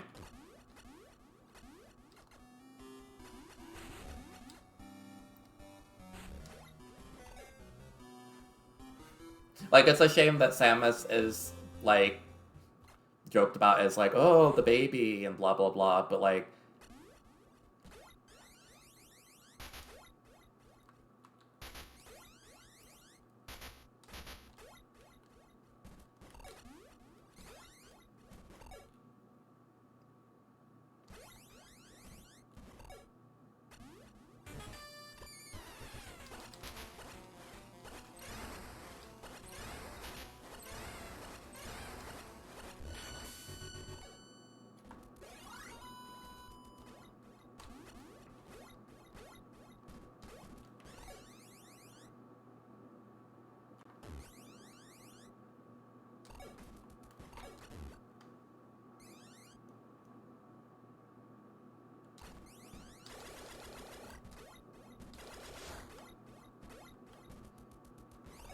it's just a shame to me that Other M seems like it plays perfectly fine as a game, but it's never going to escape the, you know, the baby jokes. Like, it looks perfectly fun. If anything, it looks like it's kind of a interesting take on the whole concept of a like a 3D Metroid game. Like, the only unfortunate part is I feel like gameplay-wise, going back to that after playing Metroid Prime, it's a bit rough. Like, because Metroid Prime is a very tight gameplay experience, especially the Wii version. Like, so going back to that feels kind of like a downgrade, but then again, it's kind of to be expected considering it's not meant to only be a 3D game. So, like, or only like a first-person game like that. I would like to give it another try sometime. Like, not right yet, but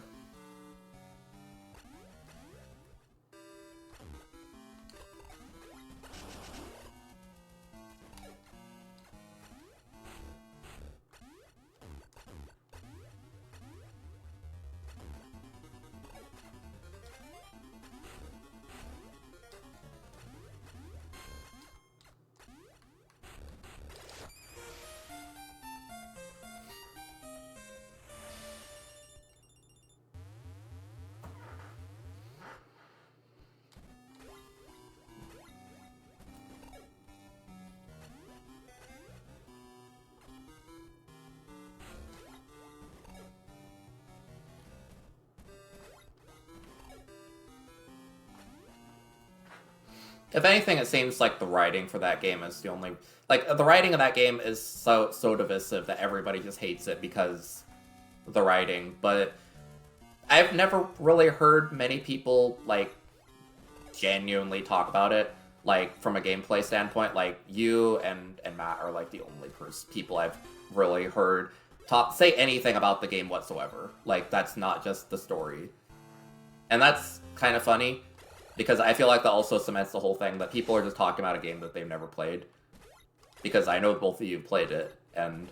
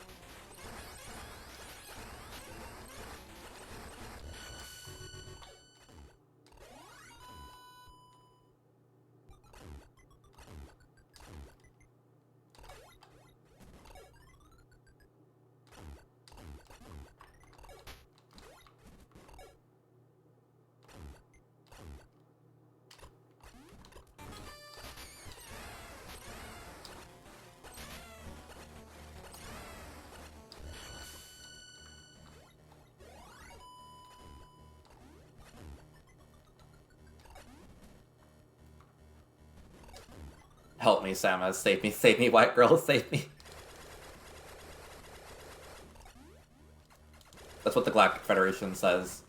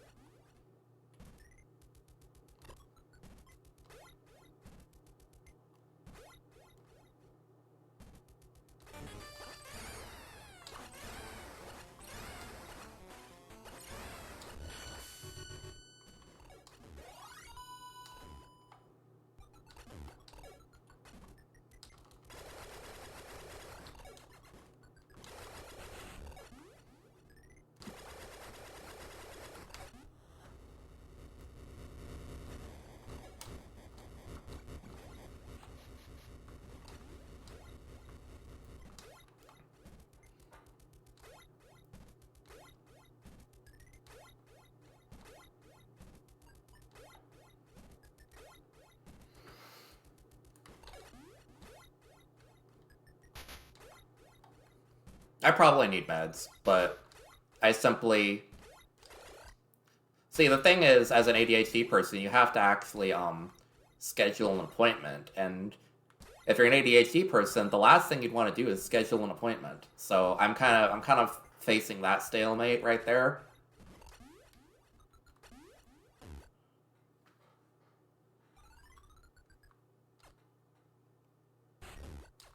God damn it.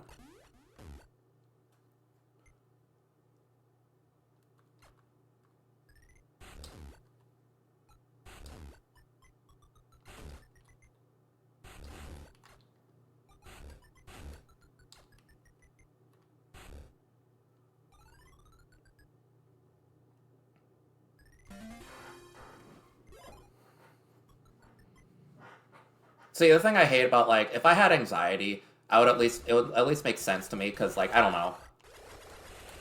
At least I'd be, like, maybe nervous about things for a justifiable reason, but just in a little bit too much of a way. Here, I'm just like, you know, I love this game. I want to play it. I want to speedrun it. Guess what? I physically cannot make myself do it unless I'm forcing myself to do it for a stream. Like, that's so stupid. Like, my family used to be like, oh, you love Sonic so much to an unhealthy extent. And I'm just like, yeah, about that. See, I physically can't make myself play some of my favorite games. Why? Because of the mental illness, I guess.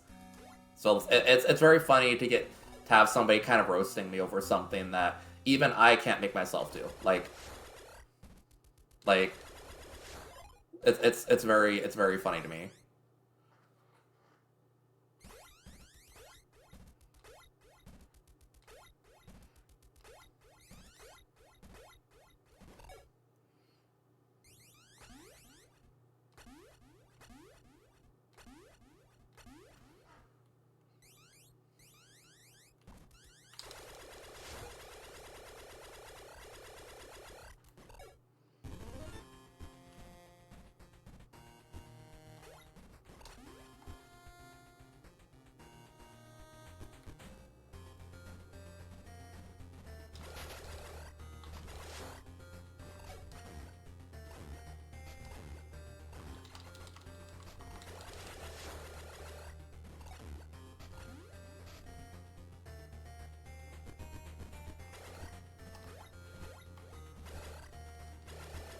In all honesty, like, having ADHD kind of frustrates me, because I really do want to progress and make more nice things for my stream and draw more and everything, but, like, I've just been kind of fighting with that for a long, long time.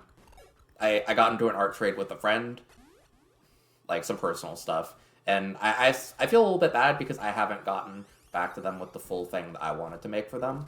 Yeah, I've been doing it a little bit at a time, but it's made it so that there's kind of some guilt with like I want to draw something, but also I I I don't necessarily want to work at their thing at the time, but because of that, I simply feel too guilty to draw, but also I don't want to work on their thing right now, and it's very much just like, struggle. So I kind of put myself into a place where I feel a little bit paralyzed with my art, and also, you know, not wanting to make a friend upset, because that's not how I want to do things.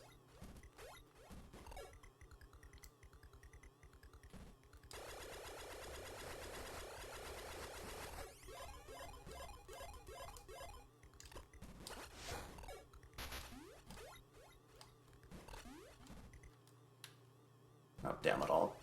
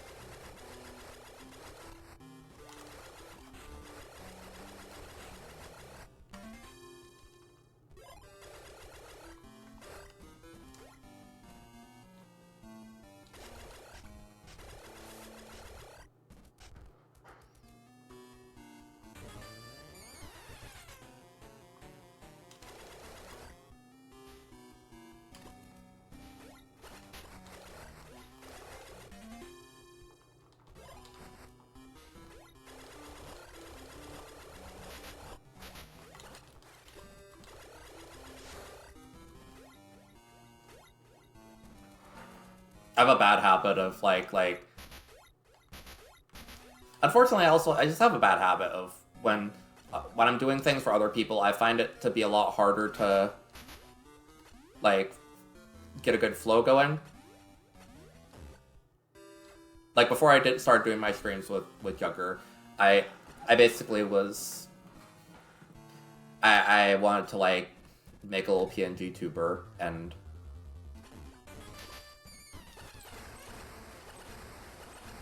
everything. So I kind of had to work on, you know, redesigning his character in a way that would be suitable to, like, have next to Renard. But I found it definitely a little bit hard to focus on that sometimes, so it ended up taking a lot longer than I really wanted it to.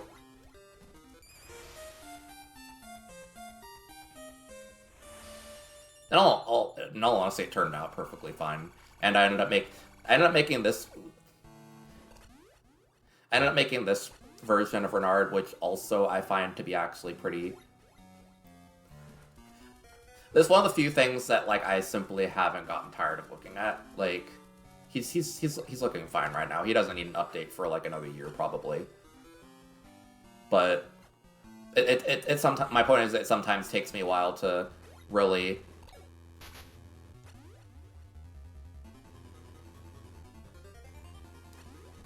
get motivated.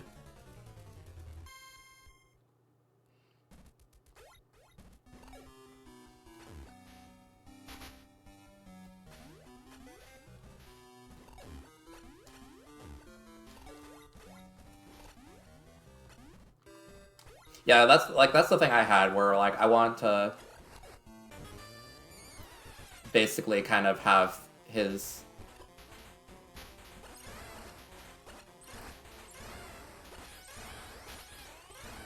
Like, I wanted to make a new one for him, but then at that point, it was just like, well, my art skills have improved to the point where they look uneven, so I had to also make this version of Renard, because I was going to drive myself insane if I looked over there and been like, oh, wow, like, this is suddenly really outdated by comparison.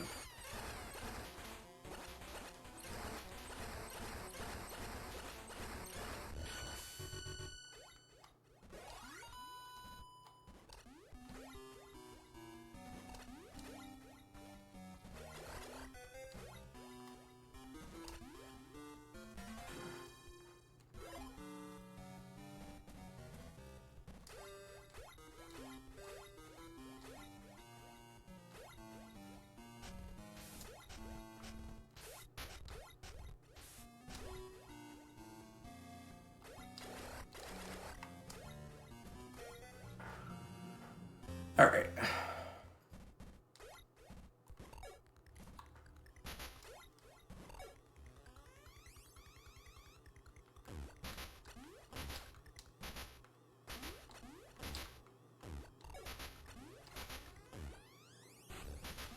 There we go.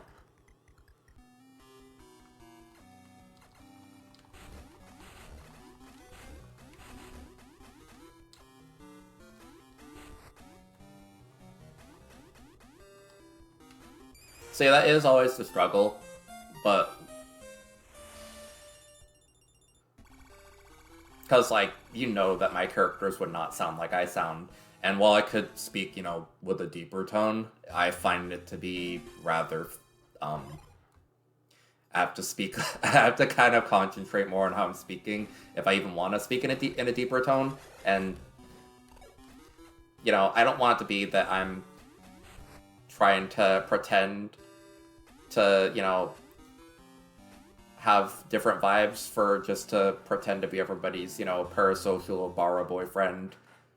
Like, I don't know if that's what I want, because not necessarily interested in the whole vibe of just,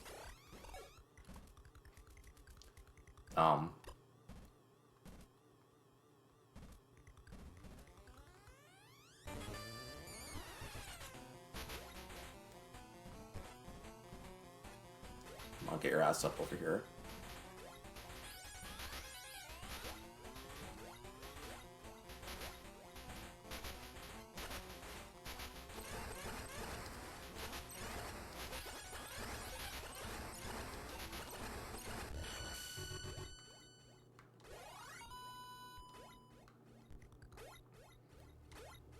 Like, I mainly only speak so high-pitched because I simply just...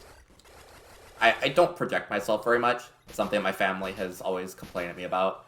Maybe they have a point, but also, you know, it's a lot of extra work to just consciously talk like that. Oops. God damn it.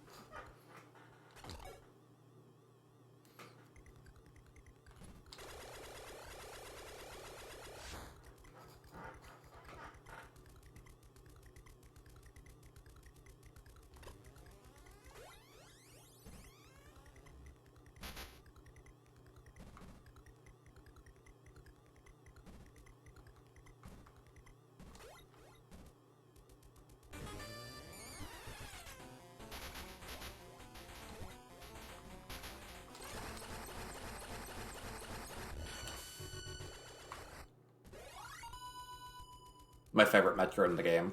Love him. He just goes out without a fight.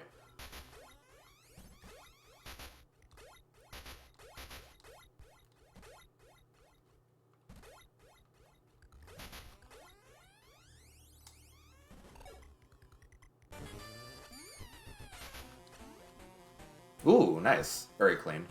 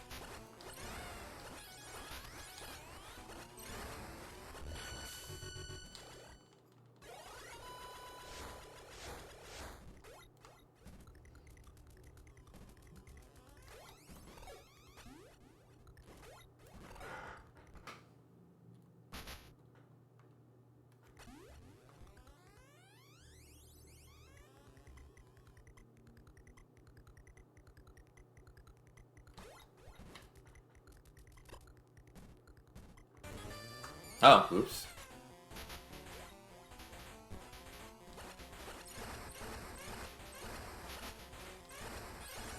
Save me, random glitch tiles. Save me! Thank you.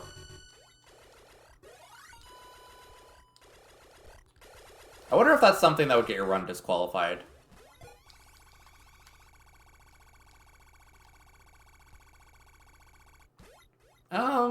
In terms of what you would stream, that's something that, it depends on your comfortability. Like, I personally don't stream my art, even though that probably would be a way to get a lot of attention. It's partially because I don't really want the vibe of people, like, thirsting over my art. Like, I know that I draw things that, you know, people like in that way, but... Yeah, you know, sometimes people come in, like, there's been a few times where people have came in kind of, like, thirsting over my characters, and it's like, well, cool, I appreciate it, but also, that's... Sometimes it feels a little bit weird. It's not even necessarily creepy, it just, I guess... I'm very picky with how I feel about my characters and how I feel about how I'm represented. And that can lead to me feeling a little bit just uncomfortable with the way that I am treated sometimes. I don't know if it's picky, or if it's just, you know...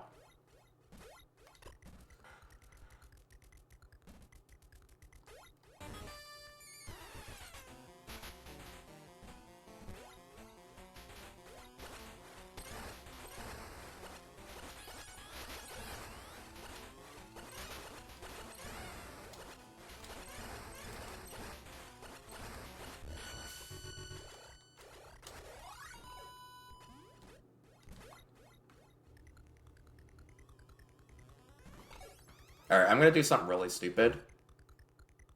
Well, stupider than this whole thing is already, but...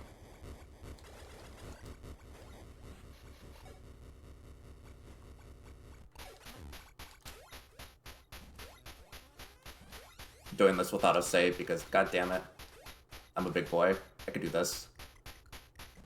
What's the matter? Can't survive a few minutes in the acid pit without saving first?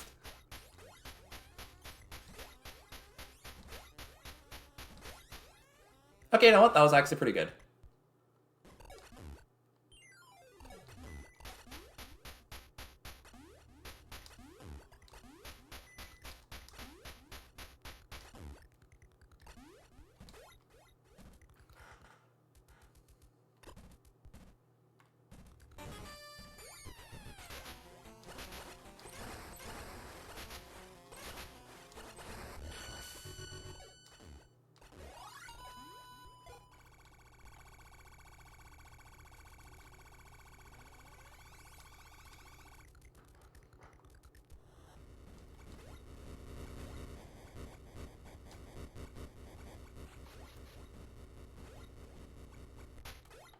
My whole thing is that, like, personally, like, with my stream persona and everything, I don't really feel that way about, you know, that. Like, it's more just like, I want to look like that. It's not necessarily that I want to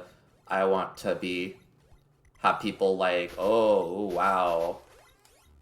I don't know. It's a complex feeling because people are free to feel what they want, but I'm just a little picky person.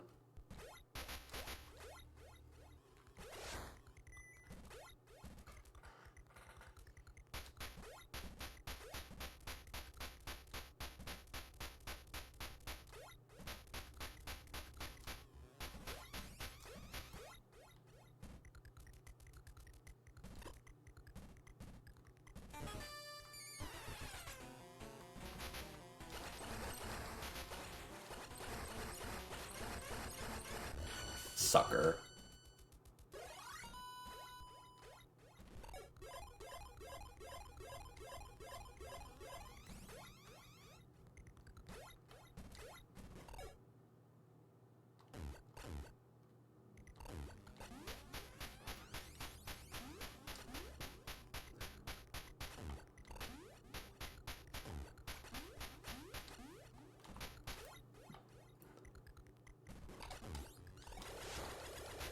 Hilariously, this also go, goes onto my Hrothgar as well. Whereas I see a lot of friends who will load up tons of muscle mods and everything, and it's one of those things where it's valid, but I've seen my character in them once or twice, and it just makes me feel sad. Like I have a very weird mental block on that for myself. I've tried doing it. It just I felt deeply upset. Also, partially because I feel like they're a bit too sexualized for my taste.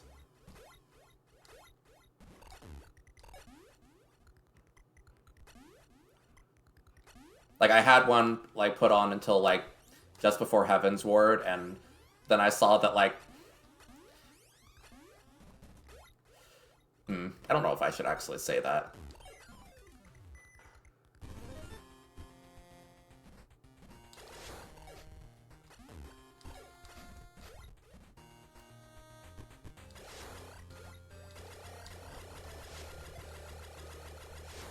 I'm gay for my Hrothgar, it's just not in that particular way.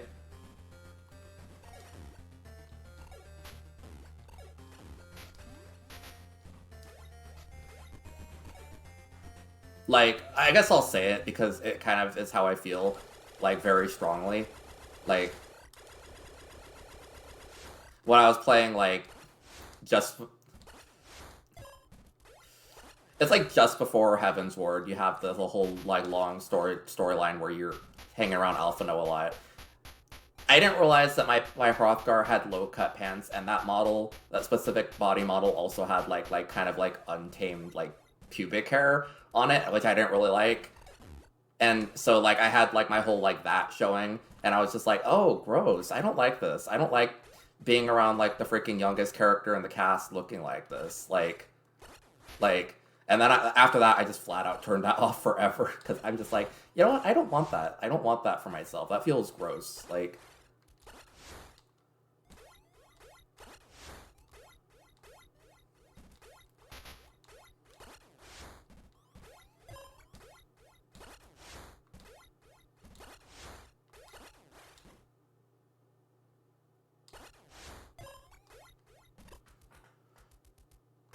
Yeah, that's me too. I'm not one who swoons like that, or Awuga,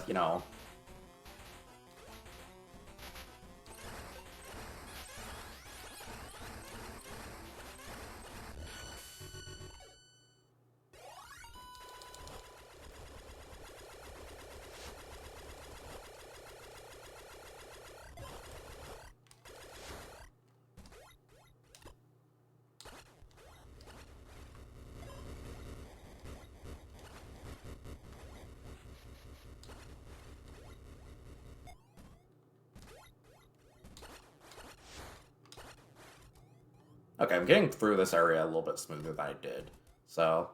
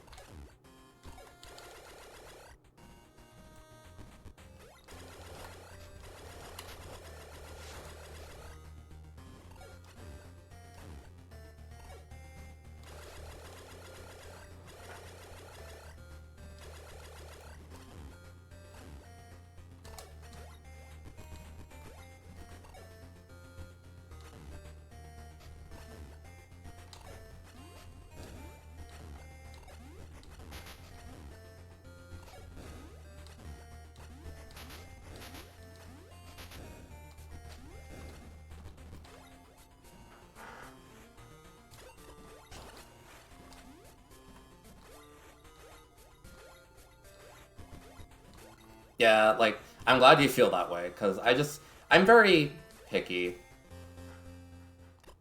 So it's nice to know that there's somebody else who feels that way. I'm just like, no, I not vibing with this, and I always feel weird compared to everybody else, because most people don't get it.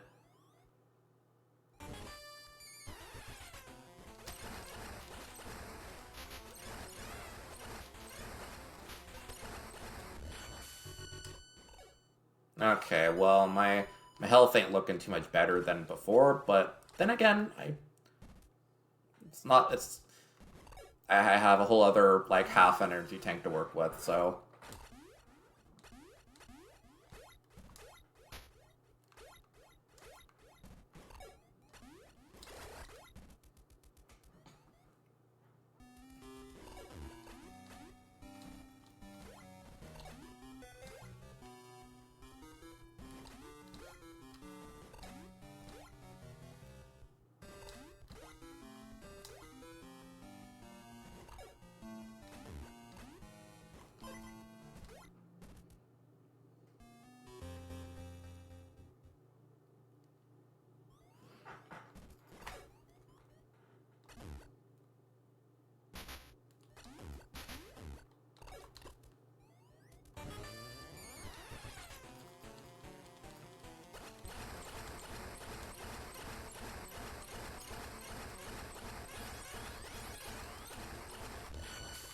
I'm so good at this game, guys.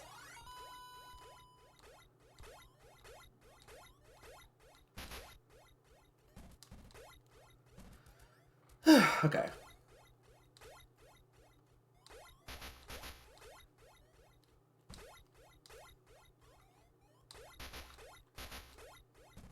I can finally start throwing around some HP here and there damage boost, because I feel more confident with how I'm approaching this area.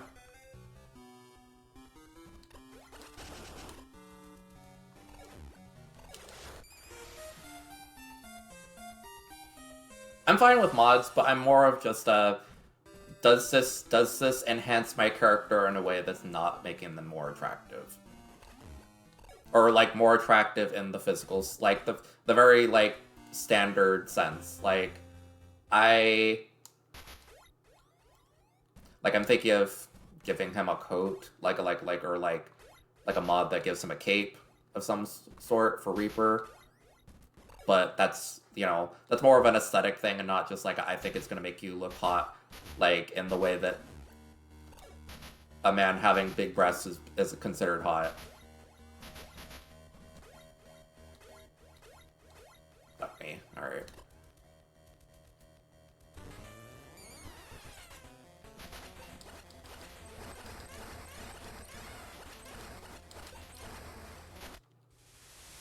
Okay, well, that's fine.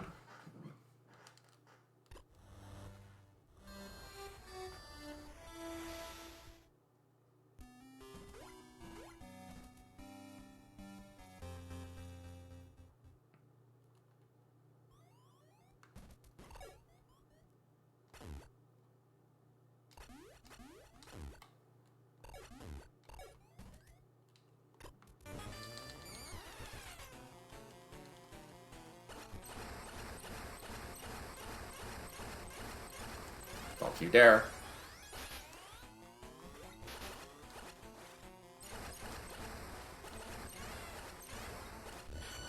Whatever.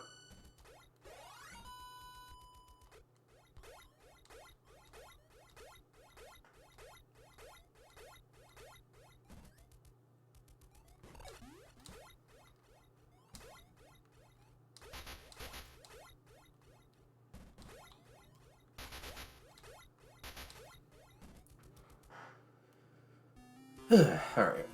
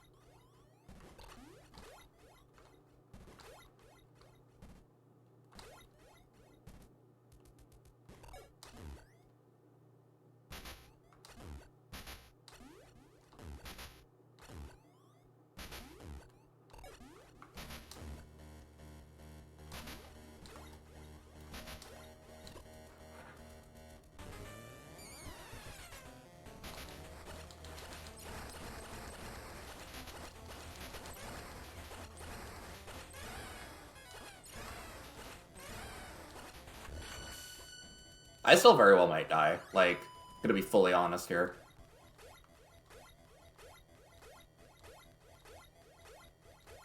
It's fine. Like, this ain't a real run. Once I have a real run, I will properly, you know.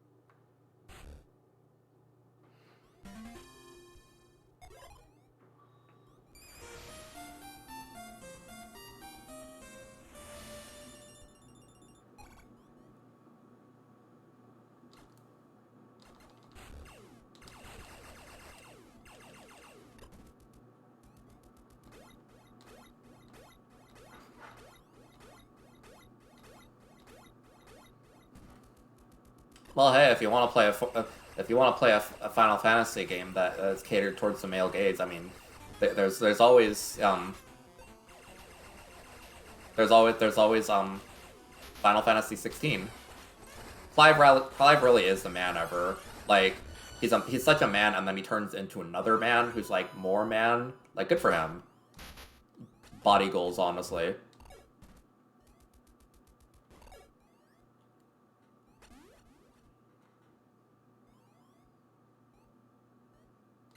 I'm probably going to stream 16, honestly. Like, it might not be my thing entirely, but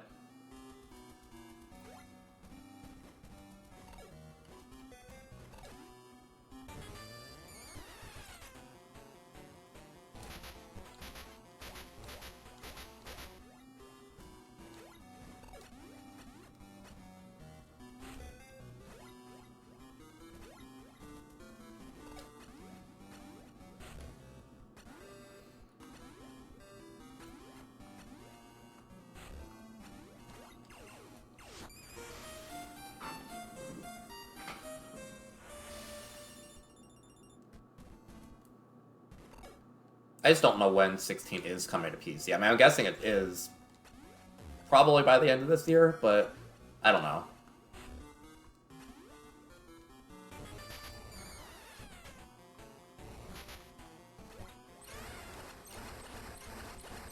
Oh, that's how I probably want to beat it.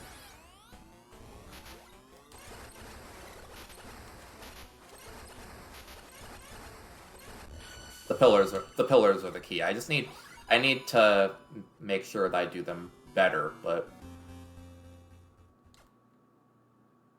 because basically the Zeta Metroids kind of adjust their height to meet your own, so I can have them adjust to meet my lower height and then start punishing them afterwards when they get to that height.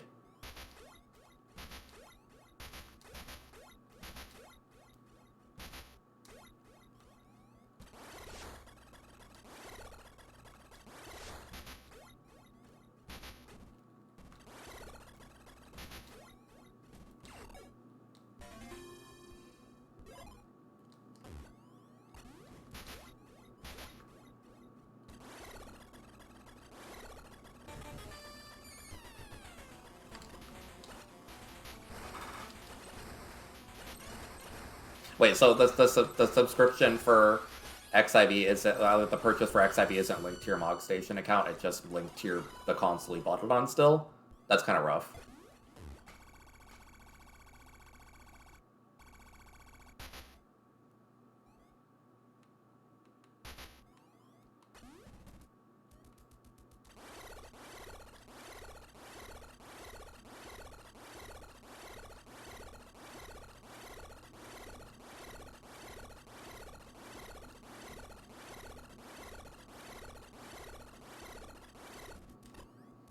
Oh, okay.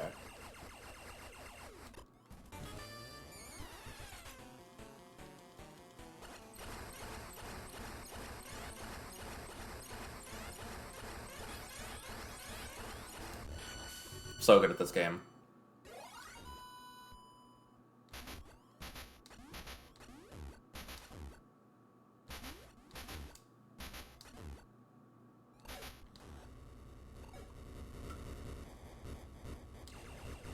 Yeah, I can't remember for life of me if I got all the missiles. I'm pretty sure there's no way I've missed any, but we'll see.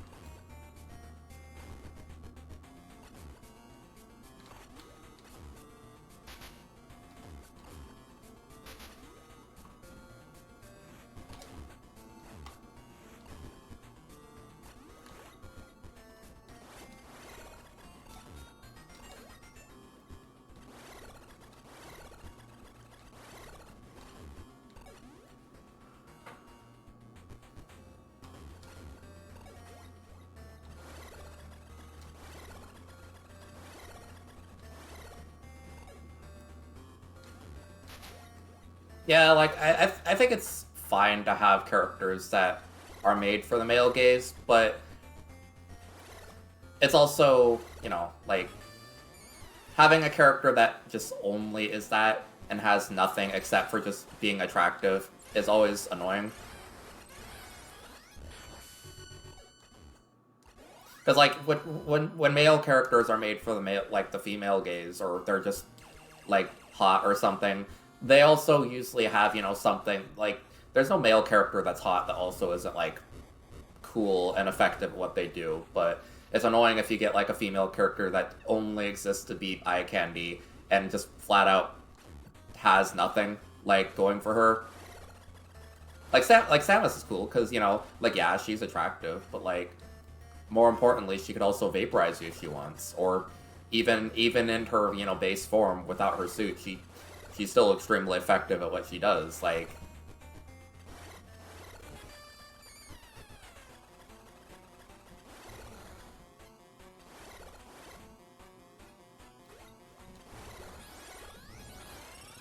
okay, buddy.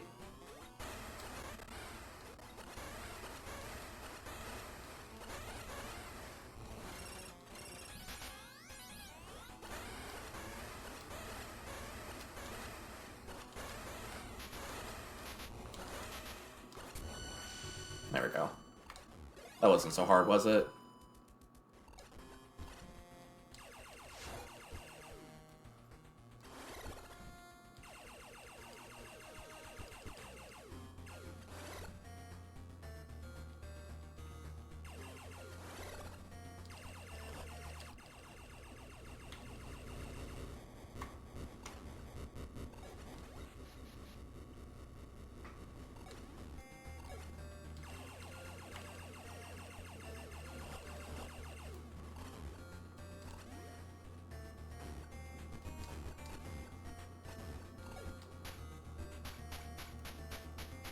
Like, that's honestly the same kind of vibe that I want.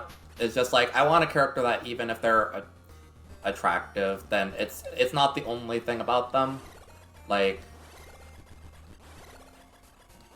because people exist more than to just be eye candy, even if being eye candy is an important part.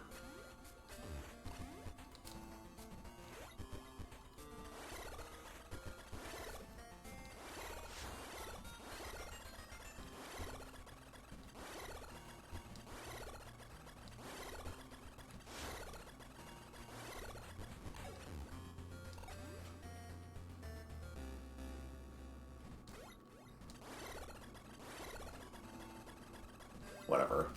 I'm gonna save, not because I need to, but just because.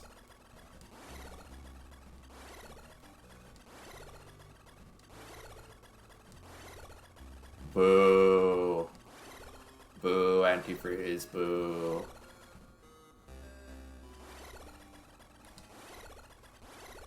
I'm like the opposite of eye candy. I'm like eye sodium. I raise your blood pressure just by like whenever you're having to look at me.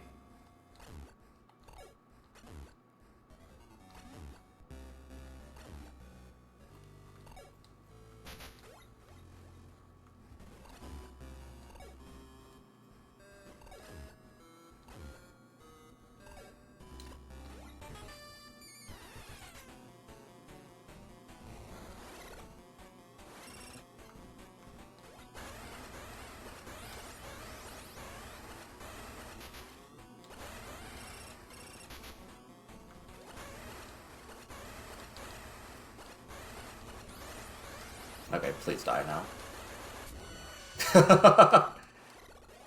There we go.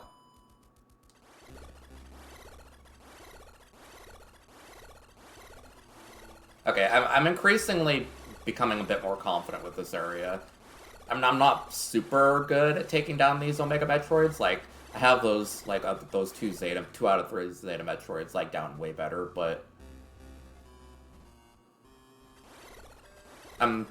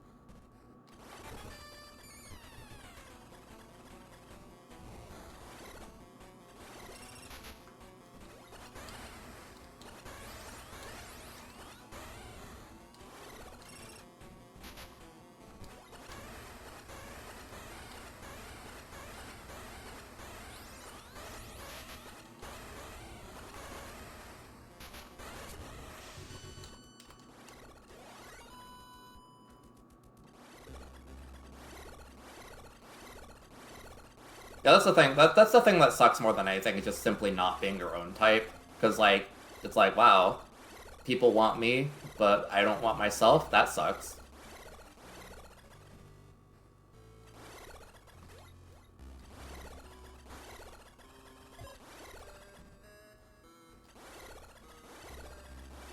Eye cucumbers, that's that shit that people put on their face when they want to relax, I guess.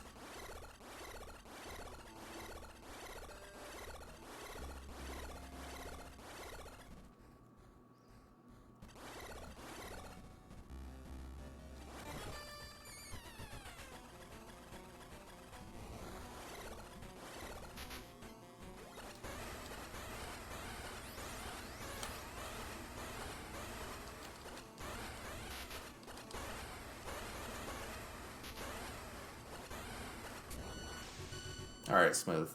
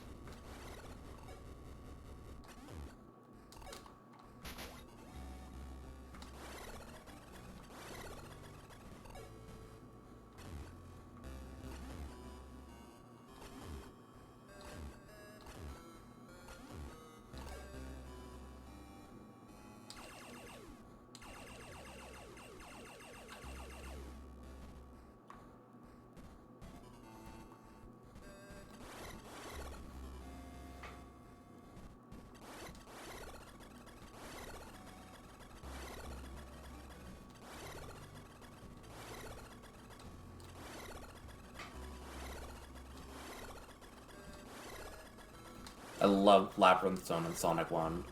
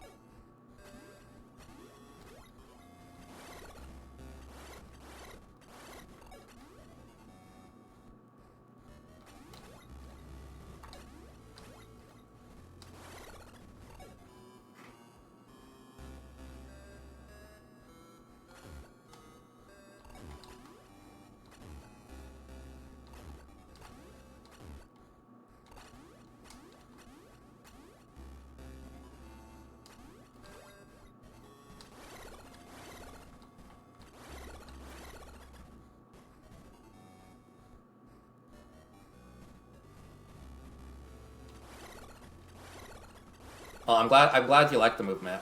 I personally need to be a bit tighter with some of these things, but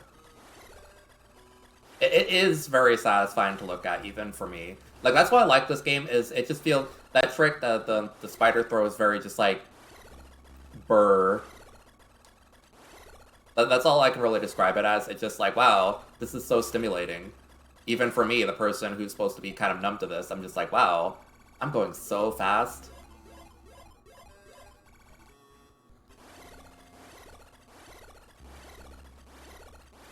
That's what I love about this game. It's different. It's entirely different tech than Super Metroid, but it's very interesting and in depth in its own way. Like, I'm gonna do a spider throw, like into like a morph ball, like double jump. That's one of my favorite things, actually. Is like the morph ball double jump, like getting a spring ball jump and then like unmorphing and then jumping. It's very satisfying.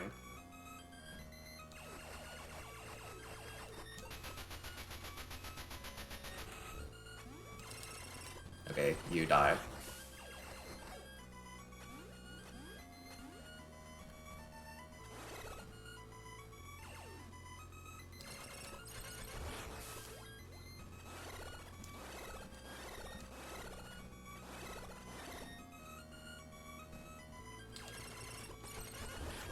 See, the thing with Sonic Heroes, though, is, personally for me, it's a little bit too, like, whoa, like, it's a little bit too, like, glitch heavy for me. Like, I kind of wish the game was that fast without having to, like, literally, like, hurl yourself around with freaking, like, what, like, Rocket Excel or something.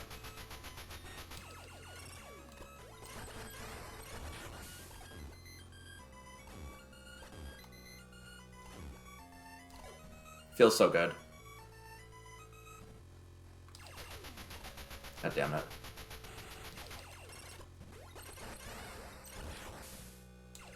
At least this one is always free.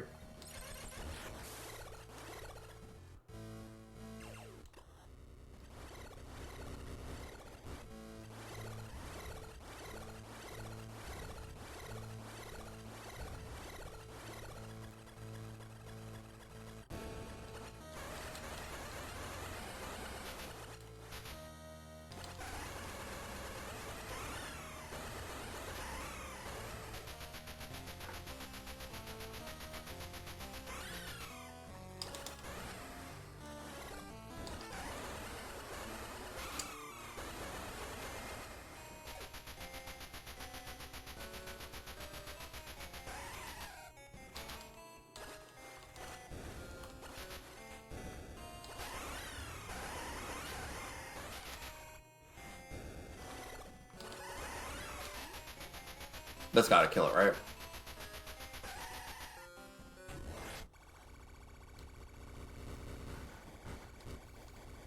Oh, and the unique death animation. Yippee.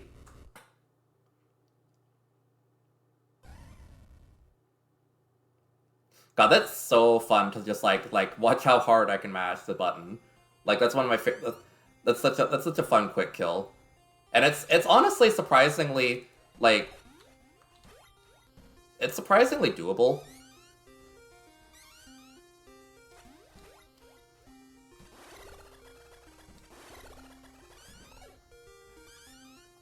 Yeah, like it's one of those things where I guess like once you know the fight, like it's got a pretty good, reasonable, you know, it's a pretty reasonable fight once you know it.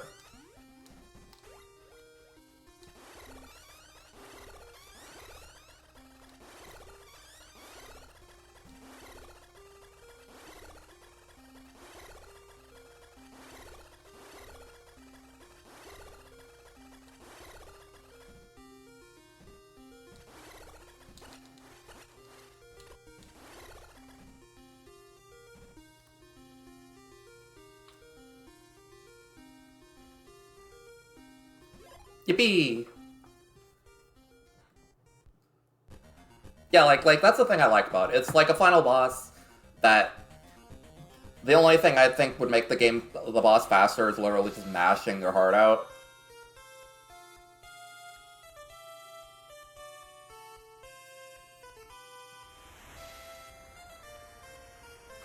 Alright, that was peak gameplay. Again. I might do this. I might do this more. I'll just like try and practice the game, and then in black and white, and then or green scale, and then this. Maybe I'll even do a timer tomorrow. I'm not sure. It's Metroid Return of Samus 2.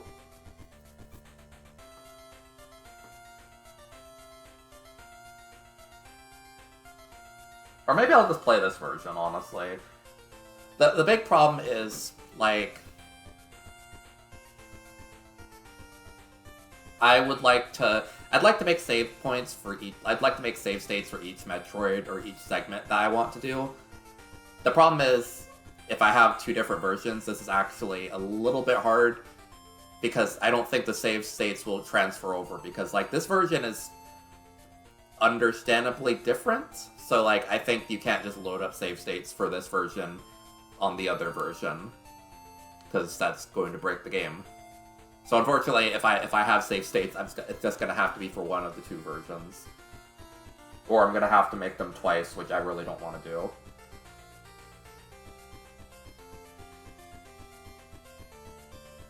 Alright, I'm hoping for a time better than 1:16. It might not be the case, but...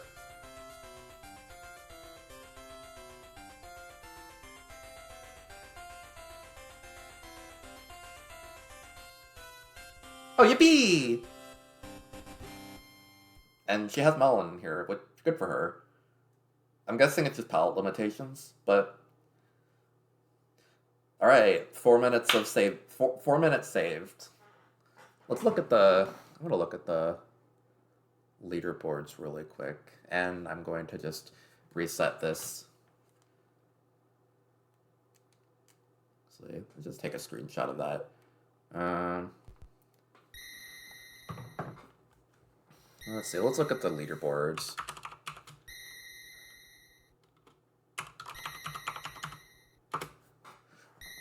Let's see. The best... if I were to do that in one single play, which I did not do that in one single play, that would put me at... If it's just purely for in-game time, that would put me at 17th place on the leaderboard, out of 29 or 30 after that. That's not bad. There's definitely a lot of stuff I know still need to improve on. I need to get a lot cleaner at, like, the descent. The descent is very... A lot of these rooms where you go downwards, I feel like I'm losing a lot of time on, because I feel like they're just... I'm catching a lot of corners, losing a lot of momentum.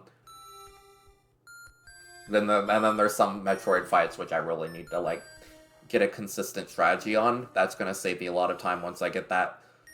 And maybe just make it so I don't have to play safe as much. Like, once I start getting better at the game, I'm not gonna have to take as many detours for energy refills or stuff like that. Ideally, I believe the world record holder doesn't even take the last refills before the final area. They're able to kind of retain just enough health and missiles to take down the Metroid Queen, which I'm not quite there yet. That requires doing the Omega Metroids a lot cleaner, but I'll figure it out. In the meantime, thank you all for hanging out, and I'll see y'all tomorrow with hopefully more of this. Yeah, I know it's going to be more of the same, but it's a fun game. I'm having fun playing it, and I'm hoping y'all have fun watching it tomorrow. Bye!